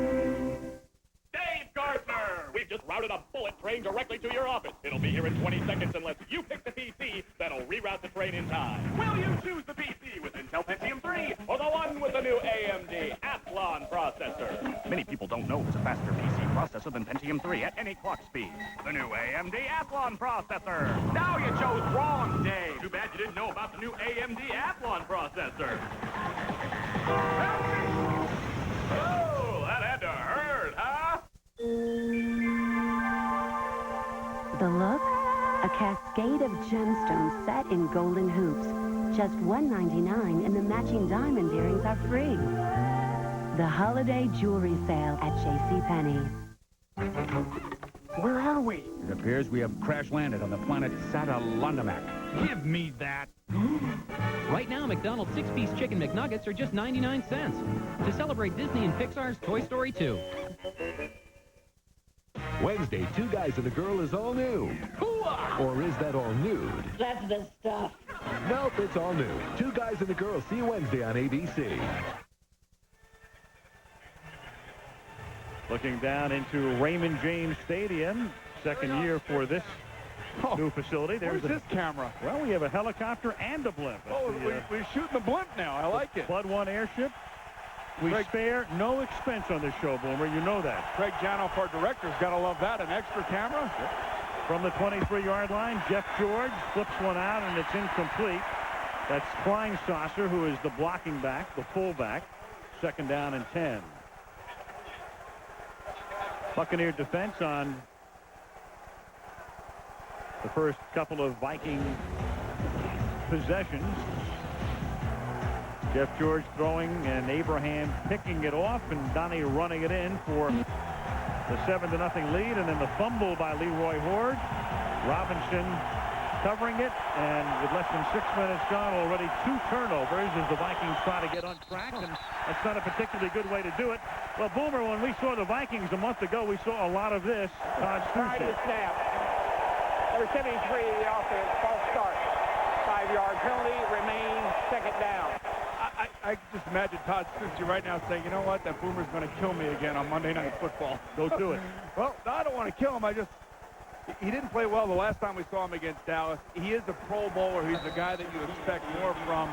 I know that it's a difficult place to hear, but as a tackle who's been a Pro Bowl tackle, you just can't do this.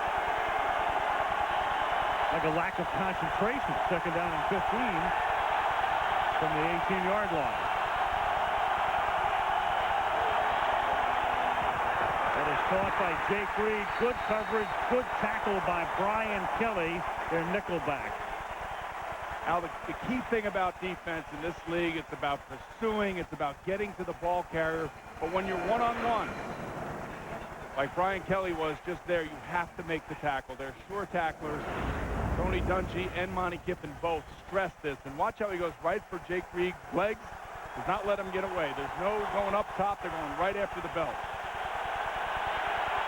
Tony Dungy now in his 4th year here. Leroy Horde is in the game in the backfield. Single back in this set. 3rd down and 11. And they set up the screen for Horde, and Leroy's able to break it past the 30, and he has a first down out of bounds at the 37-yard line. Damian Robinson was lucky that they didn't flag him right there for a hit out of bounds. Very close. But again, the Vikings are running plays, screens, fake reverses, draws that will work against a real pursuing defense, an overly aggressive defense, and that's where they're having their success right now. You see right here, Warren Sapp coming untouched. Now watch Horde as he gets to the sideline.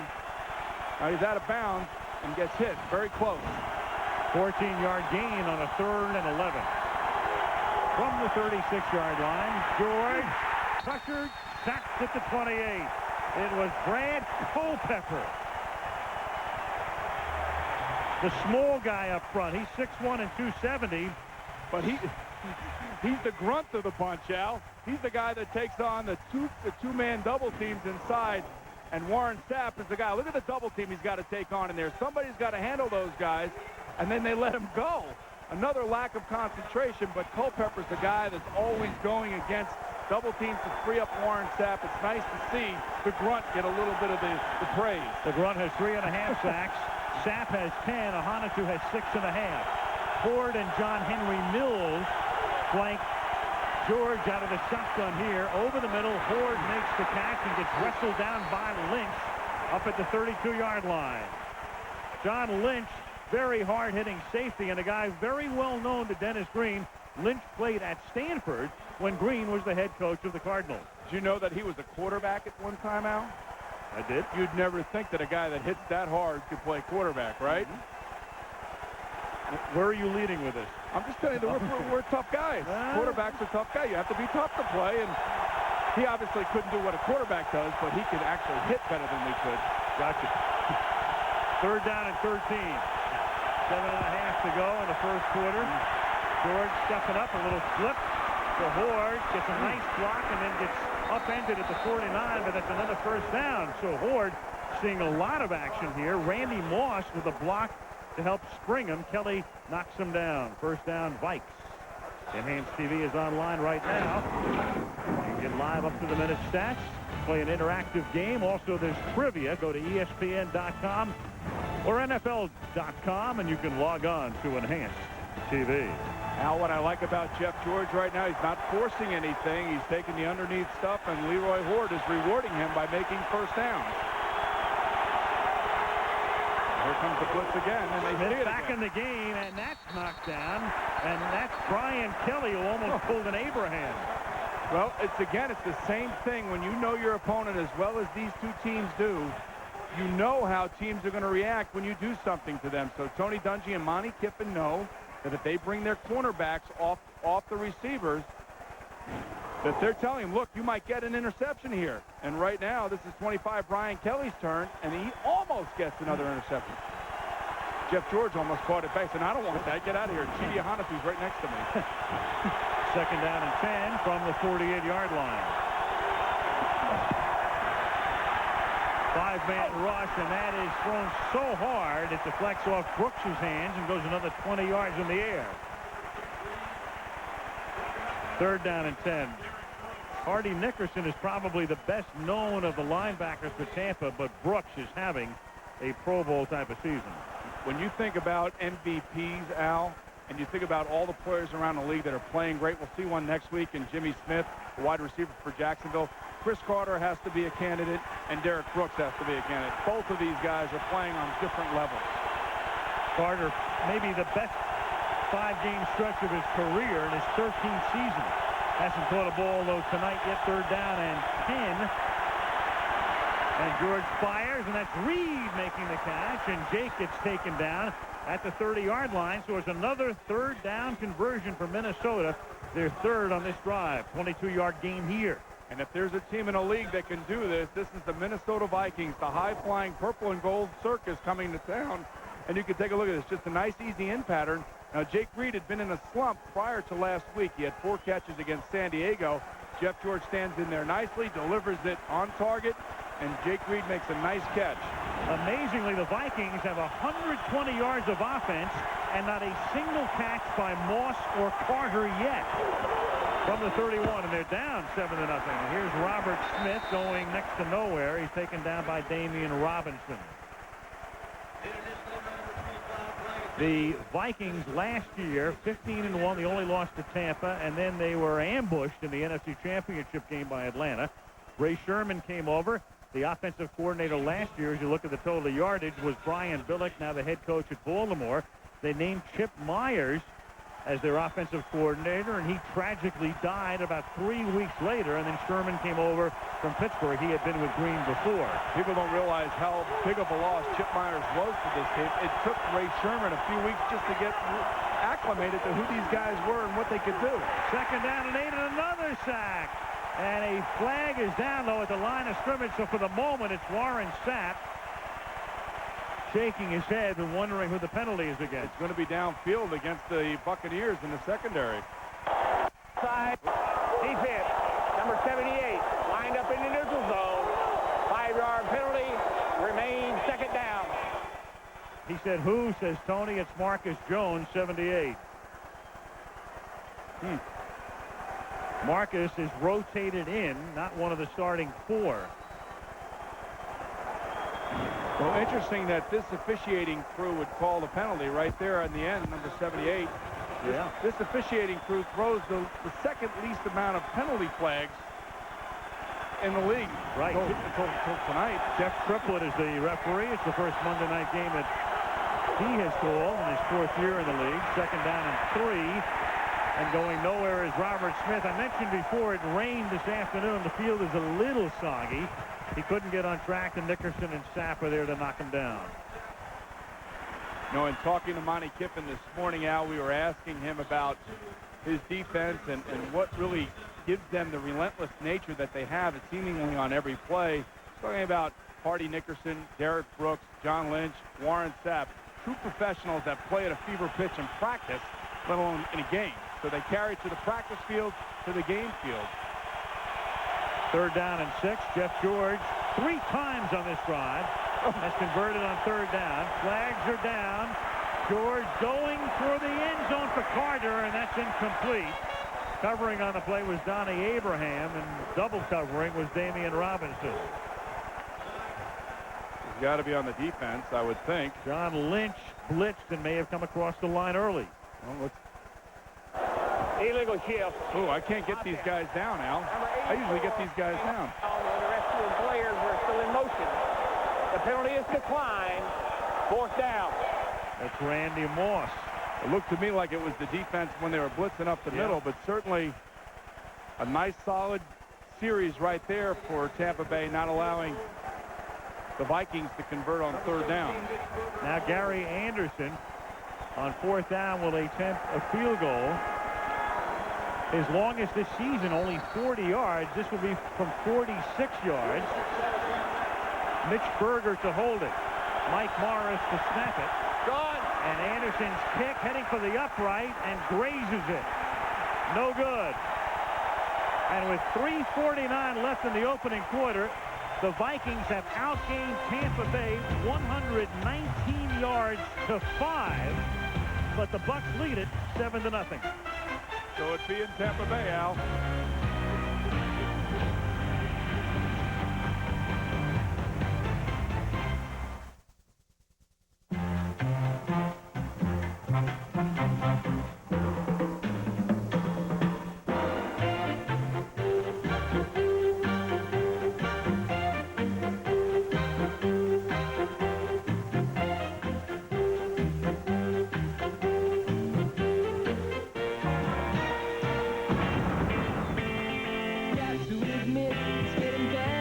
Flat TV from Philips. A new way to look at television.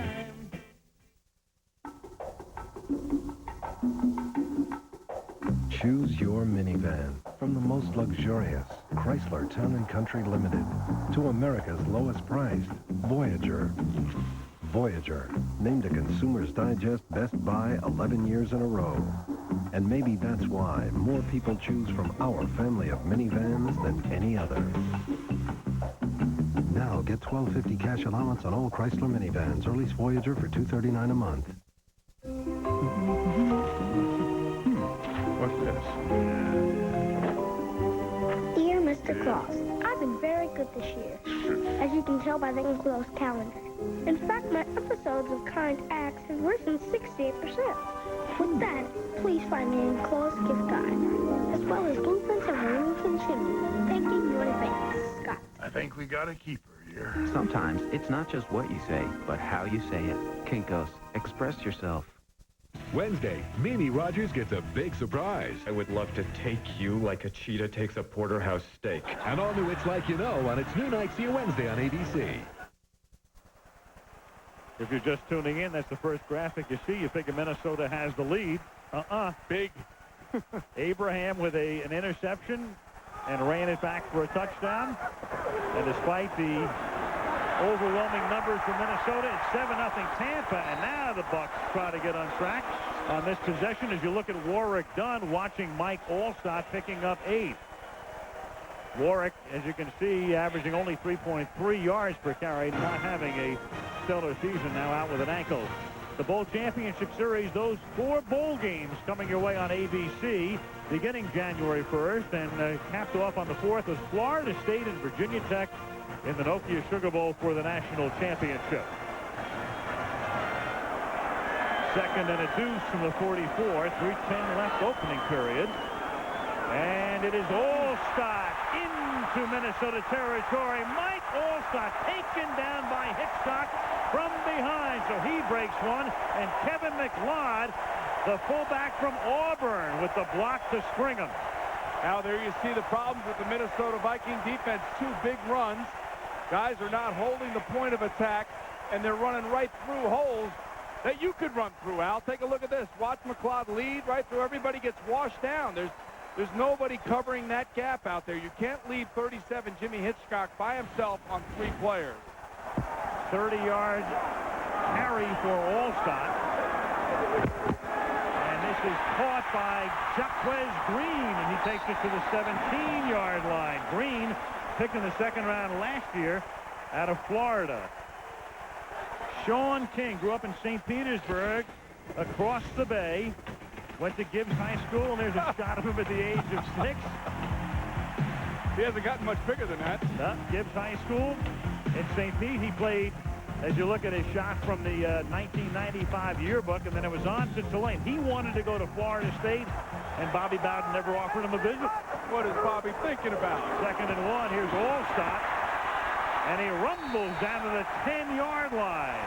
Well, we know what Bobby's thinking about. He's thinking about Virginia Tech right now, right? Right now. He's been well served at a few positions in his career. He really has. And when you watch Sean King, when you watch him throw the ball, he's only thrown 2 passes tonight, attempted 2 passes.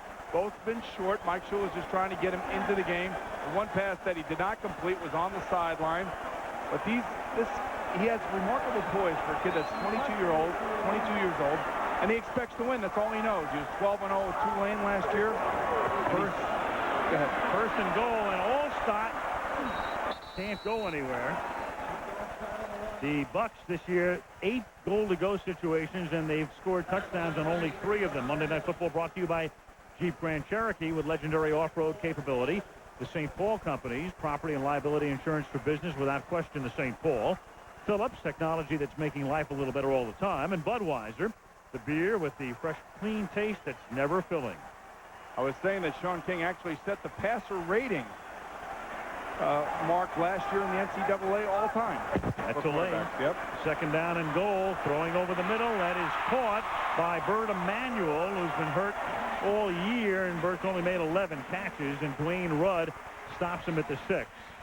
And when you see Sean King, you can see right there, 183.3. Now, I don't know what that efficiency rating means, but it is the equivalent to 128. I don't even know what that means in the NFL. I don't know what it means either. But I'm just saying it's really good. But it is. It's the best of all time.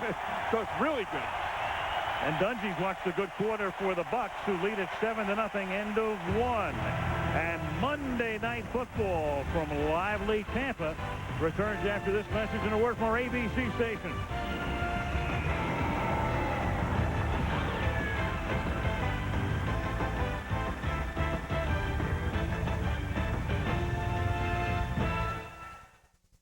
presenting the new Italian Originals Pizza Trio from Domino's.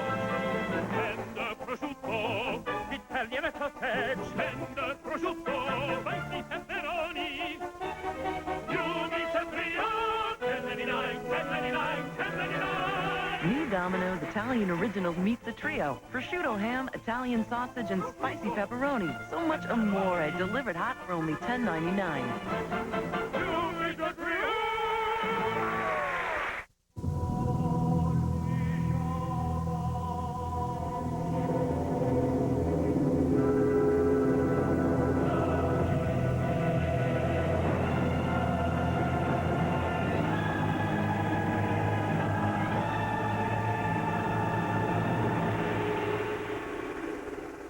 Is there an insurance company with a 146-year history of proving that your trust is not misplaced?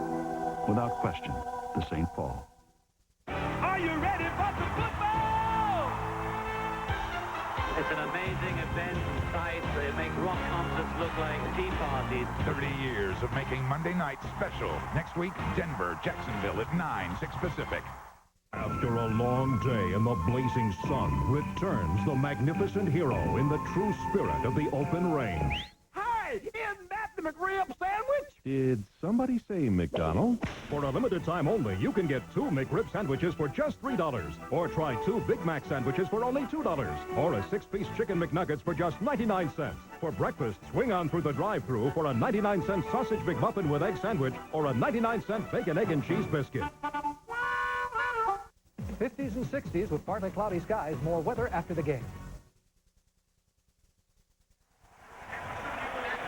We start the second quarter in Tampa. Al Michaels, Boomer Esiason, and Leslie Visser.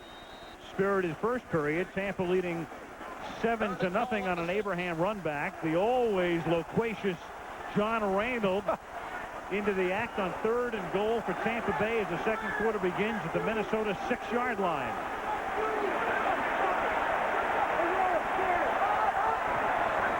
King checking off and in the pocket, taking off, and Sean can only get to the 2-yard line. Kylie Wong dumps him there, and they'll have to settle for a field goal attempt. And now you saw Sean King signaling out to his wide receivers. That's the poise that is unexpected from a young quarterback like Sean King. He's making audibles. He's signaling outside. He showed the poise. He didn't force anything. He knew that he was down in field goal range. There's Mike Shula, the offensive coordinator. You know, Tony Dungy told Trent Dilfer about 2 weeks into the season, I don't care what you do, just don't throw interceptions.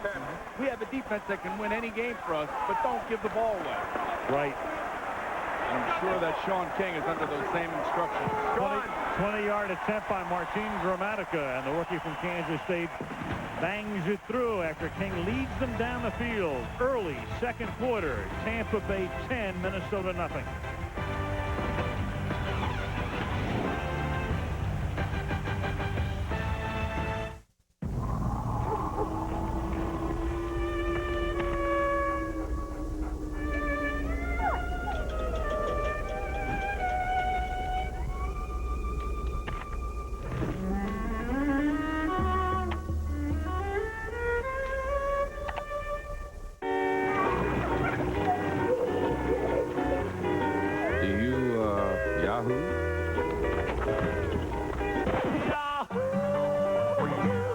Matrix on video cassette and DVD. Free your mind. What you couldn't believe at the movies now comes home. It's the movie critics call a virtual masterpiece. Buy or rent it today.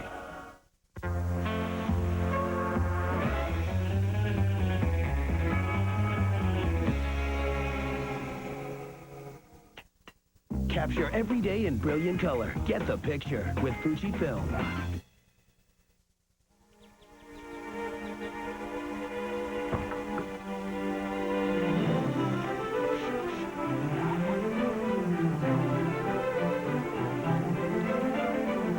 The luxurious Jeep Grand Cherokee.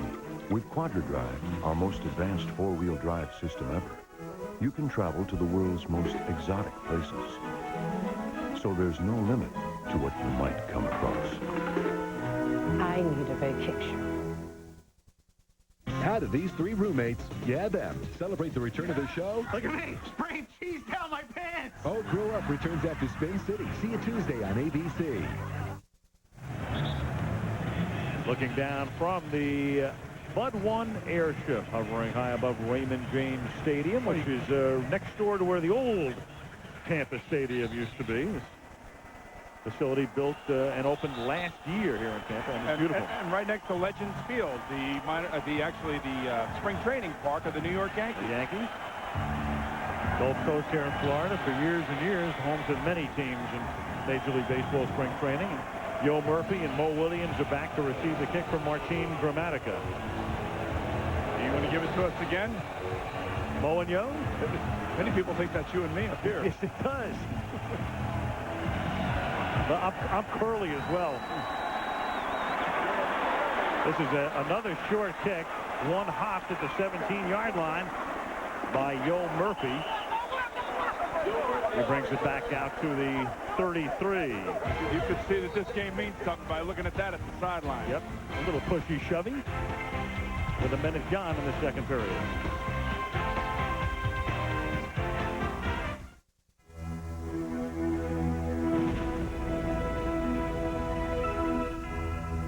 As America's first choice in beer during the past century, we invite you to toast the new millennium with the same clean, crisp taste you've always enjoyed.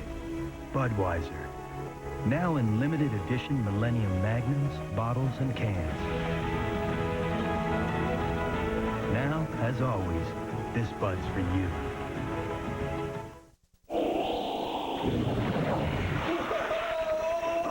I'm freezing my tuchus off. There's the lodge. I'll make him turn. Wait a minute, the angle's too sharp. Don't be a wimp. I know what I'm doing.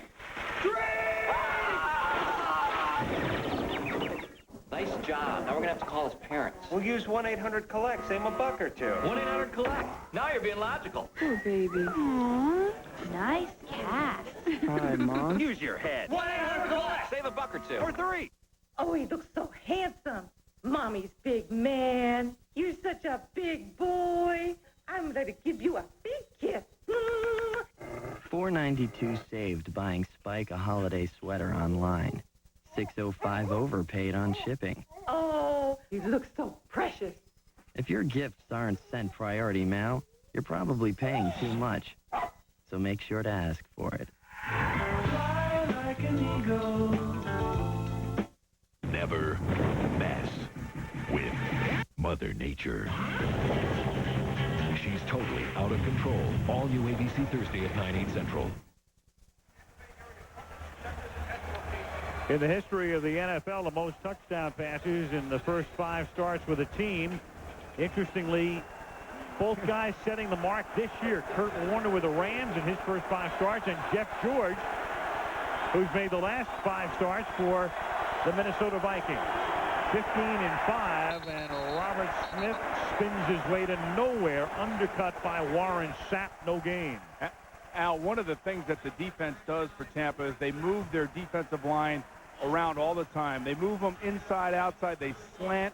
They try to hit the seams. They create levels for the offensive linemen. And an offensive line has to stay on the same level as to not have crevices for those defensive linemen to get through. And you just saw Warren Sapp do just that. Warren Sapp, and you mentioned it at the outset, Boomer, he was not in the lineup in their first game this season, the 2 teams meeting in Minnesota, and it probably was the difference, 21-14, and Randy Moss finally gets into the act as he makes the catch at the 47-yard line. And when you look at the Vikings with Moss and with Carter and with Reed and with Robert Smith and Jeff George playing the way he is, I think offensively they're playing as well as they did last year when they set all kinds of offensive records. And the only thing now is that they're not scoring points. And talking to Chris Dolman before the game, the defensive end for the Vikings, he said, you know what, we're not concerned about all the yards we're giving up. We just want to make the plays when we have to. And that's exactly what Tampa's defense has done tonight thus far. 12:50 left in the first half, 10-0. The Bucs on top, first down Minnesota from the 47-yard line. Pump fake, and he goes the other way with a great arm, and it's off the fingertips of Moss. And Damian Robinson covering must have thought, no way does Randy drop this one. What a missile by Jeff George. And when you watch Jeff George, you watch him, and he has the mechanics that are awful. And he says that he attributes that because when he was a kid, he used to play shortstop. And when you watch Ray Ordonez of the New York Mets, the way he plays shortstop, there's Red McCombs, the owner of the Minnesota Vikings. Next Look to at George Steinbrenner, by the way. Right. But when you watch a great shortstop like an Ozzie Smith or a Ray Ordonez or a Derek Jeter, sometimes they're not in the greatest throwing mode. They just get the ball there. And that's why Jeff George tends to throw it like he's a shortstop sometimes. Second and 10 on a draw. Robert Smith to the 45. Chidi Ahanotu made the tackle. And, you know, all the years I worked with Frank Gifford, and Frank, I think, saw a little bit of football in his time. He said that Jeff George had the best arm he ever saw. Period. Well, I wouldn't disagree with him. And when you watch his release, it's so quick. Now watch, he's backing up, he's moving. The ball's down around his waist.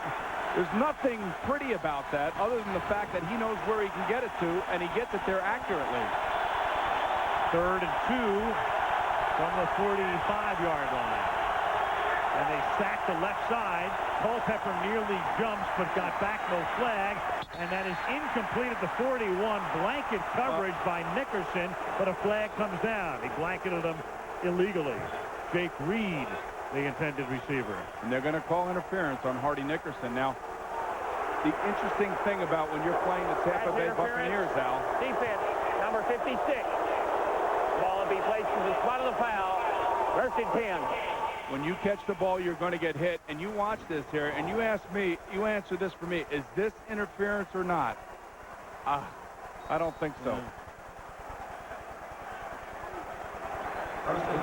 Very close call. I mean, is he there before the ball gets there is the question.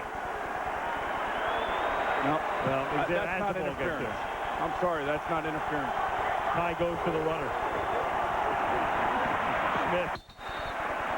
Yard and a half, maybe 2 to the 38, tackled by the ever-active Damian Robinson. But I was going to tell you, playing against this defense, you just have to continue to battle. They're going to make some plays against you, but you will have opportunities. And when those opportunities present themselves, that's when you have to make the play. Now, Randy Moss didn't make the play, but certainly you could see the plays are there.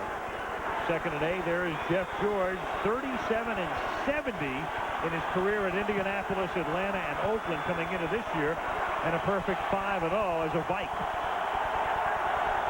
From the 38, the fake, and Reed, and he breaks the first tackle and the second, and then pays the price, gets crunched at the 32-yard line. Donnie Abraham, the first guy to get there, and the second guy to get there was John Lynch.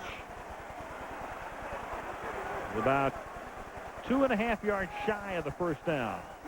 Alshon Singleton was there as well, and I'm telling you, catch a ball against these guys, watch out. There's Donnie Abraham, he doesn't make it. Here comes Singleton, he doesn't make it. And there comes Lynch, and back comes Abraham. That's the type of defense you want. You want guys flying to the football like that.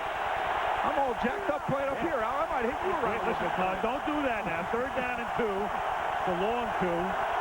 From the 32-yard line as George throws, and flag comes in. Reed couldn't make the catch. Good coverage that time.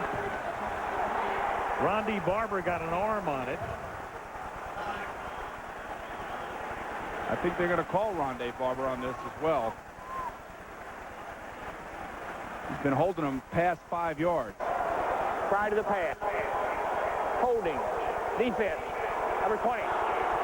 5-yard penalty. Automatic first down. It is. So a little bit over aggressive at the line of scrimmage. You can hit him up until 5 yards, but after that you got to let him go. And Ronde Barber was grabbing on to Chris Carter. That's actually Jake Reed, it looks like. There's Carter. There goes Jake. It's Jake Reed right there. And Ronde was holding him. Yep.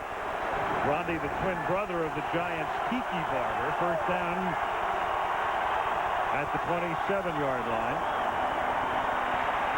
Robert Smith taken down from behind by Hardy Nickerson. And Smith reaching for his left hamstring. He has been oft injured in his career. This year, the hernia. So every time Robert reaches for something, Denny Green puts his heart in his throat. The Tampa Bay defense, talking about them tonight, they have not allowed a touchdown on the last 58 drives that the opponents have started at or inside the 40-yard line. And this would be one such drive, this one commencing at the 33, 2nd down and 8. from the 25. George buying time for Moss in the end zone. Underthrows it, picked off by Donnie Abraham. And what a hit by Damian Robinson as he makes the catch. Yep. They're just out there trying to hit people. Donnie Abraham with 5 interceptions now in the last 3 games. A touchdown tonight, 2 picks, 3 turnovers. And Green can only shake his head. It's been that kind of start for the Vikings. 10-0 Tampa, and the Bucs have the ball.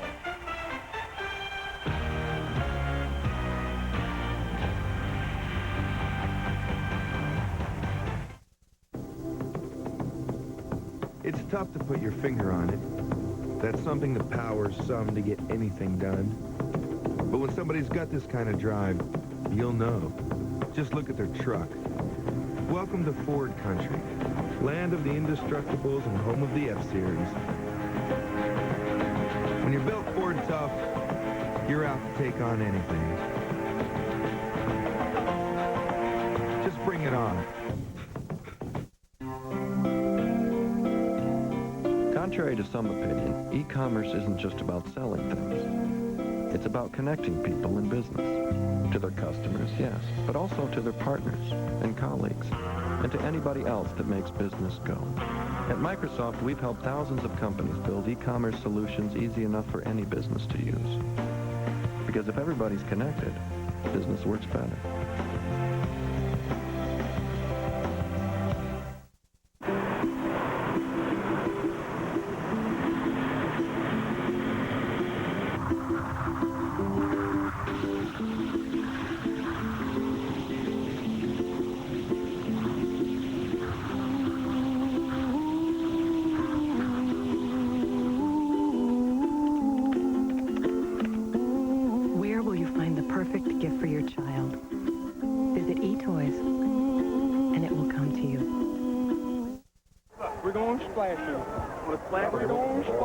Got the water cooler.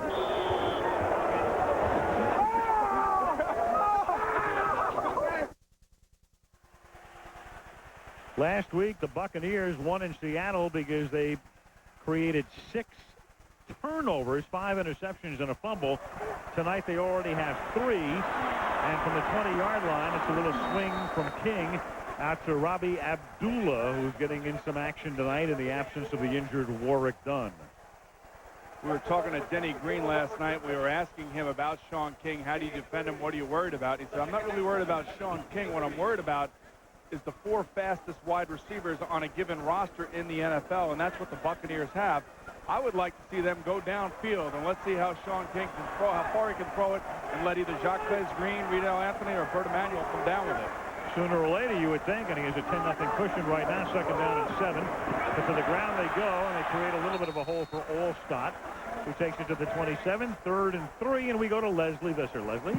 Al, as you know, last week, Tampa Bay ran a play called K5Z corner against Seattle in the 3rd quarter, and it might have ended Trent Dilfer's season. Trent, first, how are you, and might you return this season? Well, I'm getting better. I hope to return. All I can do right now is rest, and hopefully I'll get back in the playoffs. Meanwhile, your understudy's doing pretty well. What do you think of Sean King? He really is. The kid's got a lot of poise. I've been very calm all week. Had a good week of practice. He's doing a great job in the run game, actually. We're doing some check with me runs and some audibles. Doing a great job. And just finally, do you think you'll be back in a uniform here next year? I really do. Well, Tony Dungy would like to have you back. Thanks. Back to you, Al. In the meantime, you've got a fumble and not an incomplete pass. His arm was not coming forward. Hit by Chris Dolman, dislodging the football, and recovered by John Randall. And so the Vikings get exactly what they need at this point. Not only a turnover, but deep in Tampa territory. Take a look at this. Here's number 56. Paul Gruber goes down. I don't know why he should be turning out on the defensive end. That's a huge mistake by number 74 Gruber, the all-pro left tackle.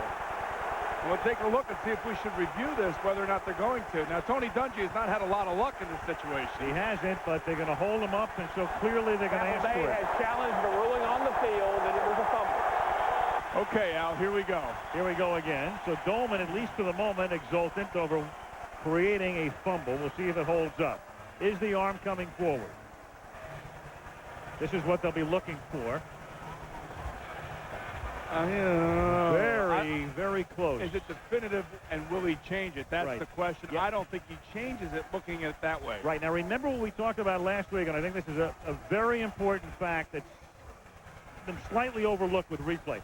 A call is made on the field, so what you're asking them to do is overturn it.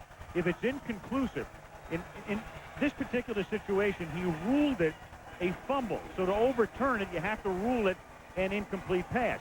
Had it been ruled an incomplete pass, you then have to overturn that and rule it a fumble. So Right. there's a huge difference as to what is initially called on the field. That would work at the moment in favor of the Vikings. Now, remember, the referee has to overrule himself right now because he's the guy who makes this particular call in the backfield. Right. So he at least knows what he thought he saw, as opposed to wondering what somebody else. There should be no discussion between anybody else. It's his call all the way. Right. This is Jeff Triplett. We mentioned it's the first time he's reffed a Monday night game. He's been an official in the league for 4 years. I saw him tonight before the game out. I said, "How you doing?" He goes, "Oh, I'm all right. I'm all right." I said, "Well, look, and I know it's Monday night. Let's try to keep the flags in the pocket and try to stay off TV. All right?" Well, this is pretty quick. He just looked at one replay, we understand. And here comes the call. I don't think he changes it. I don't think so either. After reviewing the play, it is a fumble as the quarterback came out empty-handed. Tampa Bay is charged a timeout. Again, it's one of those calls. If it's gray enough, they're going to stick with the call on the field. And I was talking about Chris Tolman, who told me earlier tonight it's about making plays at opportune times, and that's exactly what he does now. Now, Gruber makes the mistake by not blocking him, and the ball comes out, and Tolman's right there. They got it right at the 22-yard line, first down for Minnesota. Smith, and in the backfield comes Ronde Barber. So Barber coming in on a run blitz and takes him down in the backfield. When I watch this game and I watch some of the films of the Tampa Bay Buccaneers out, you just have to wonder how long the defense can continue to hold up if the offense does not take some time off the clock. An interception, a fumble, a missed field goal, and another interception for the Vikings. But if the offense of the Buccaneers does not give them a chance, they're going to be tired by the fourth quarter. And that's when these games are won. Second down and 11. Good protection, a swing, and that is Andrew Glover making the catch, the tight end. He is taken down by Kelly, his first catch of the night. Wednesday, Mimi Rogers guest stars on All New It's Like You Know.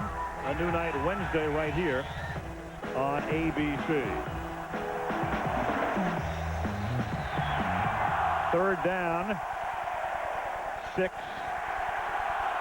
Vikings have outgained the Bucs to this point, 156 to 70. And they double them in time of possession. A trail 10-0. Third and 6. Barber gets knocked down on the blitz. It's caught by Reed, breaks the tackle, picks up the first down, and makes it first and goal. Shoved out of bounds at the 7-yard line. Broke a Brian Kelly tackle and takes it to the 7-yard line. Marcus Jones runs all the way out from his defensive end spot, makes the tackle on Jake Reed. But again, you have to make the tackle at the point of attack to keep them in front of you and allow your defense to get there. But Jeff George reads the blitz, this time throws away from the blitz, and Jake Reed makes a nice catch and run, and he's starting to play better as each week comes by now. And the cornerback Barber was hurt on the play, and he comes limping off the field. First and goal from the 7-yard line. George gives it to Robert Smith. Huge hole, and then a crunching hit by Lynch at the 1.5. Now, we can hear these hits from up here. I think you can hear him in Clearwater. Oh. Robert Smith is the one guy you really want to handle the football. We mentioned Ford before as the highest rate of fumbles among the active backs in the National Football League. And this is it. This is where you make your money down here. Look at Klein Tosser take on Hardy Nickerson again. And you know it's going to be a war down inside the 5-yard line. Smith has the lowest rate, but he comes out and they give it to Horde. And Leroy Horde takes it inside the 1-yard line. Oh, and now they say a touchdown. As one official comes in from the side, the line judge comes in. And from his view, he crossed it. So the line judge is Gary Arthur, who puts the hands up. And after the fumble, the challenge, the timeout charge to Tampa, George is able to take them into the end zone and put Minnesota right back in it. Let's take a look at Horde right here as he extends the ball when he gets down to the goal line.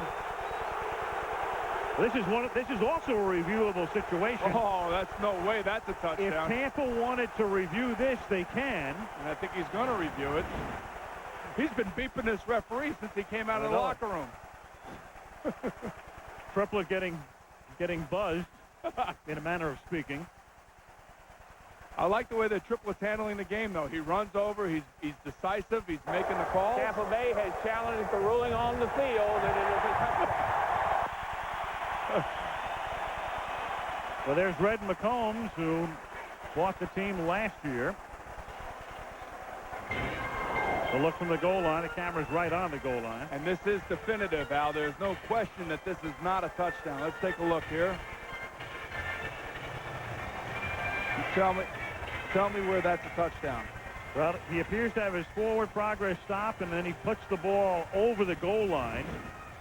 Malcolm Glazer, there's the Glazer family. Malcolm, the father, on the left in the front row. Here's the ball right there. Actually, that circle's not very good, Al. How about this? Here it is, right circle. There. Yep. I don't know. Now that's in the line there. At that point, it's a touchdown. I mean, the question is, was forward progress? Hey, can the referee see my telestrator? I don't think so. If they whistled it dead before that point is the question. So Tampa gets 2 challenges for the entire game. And this is it. So unless he has me telestrate and he's overturning it. If they overturn it, that's the end of the challenges. You like the way I'm telestrating? By the way, you have such a steady hand, Boomer. Should they have that thing on ESPN? Joe Theismann uses that super straighter thing. We don't have that. No, but I think I have a better drawing hand than you have a regular Crayola. I can't believe it. I mean, I don't know how you ever threw an interception. I mean, it's so. None of those interceptions were ever my fault, by the way. You are the Renoir of the telestrator. Let's take a look at this again. And remember now, all the ball really has to do is touch the line. And let's take a look at this. The forward progress obviously is done right there. You can see the hands where the ball were, or where it was, I mean.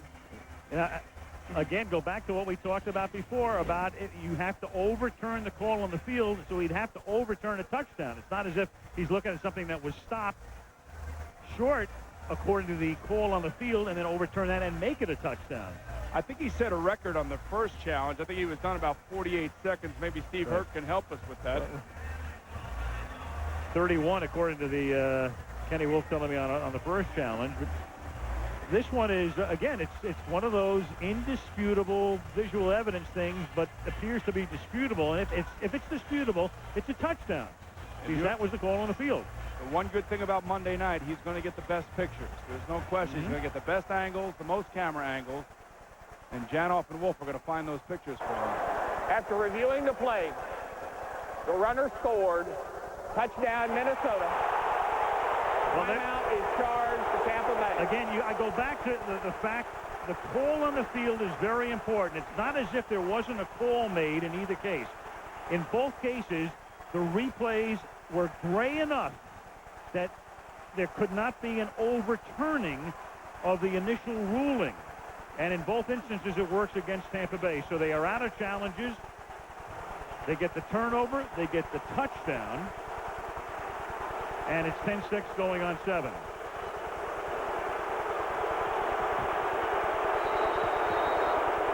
Well, give Jeff Triplett, the official, a lot of credit for handling it quickly and decisively and making the proper decisions, Al. Here is Anderson for the point after, and that is good. And so that's about as bad a series as a team can have. A turnover, lose both challenges, give up a touchdown, 10-7.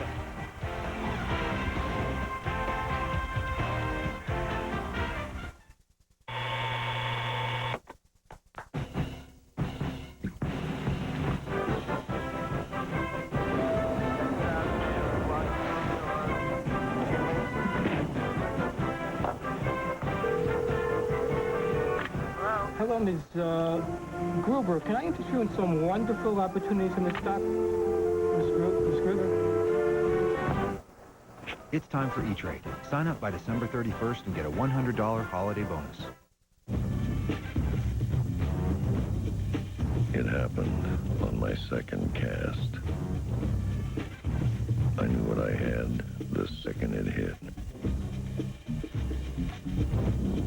It snapped the line just above the leader.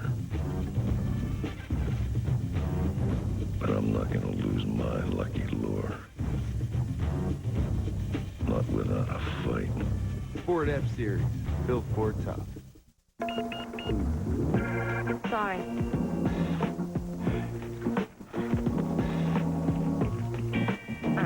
Not enough.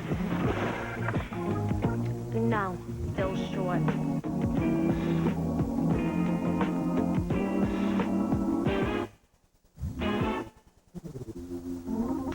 For the great taste that will fill you up and never let you down. Paper or plastic? Paper.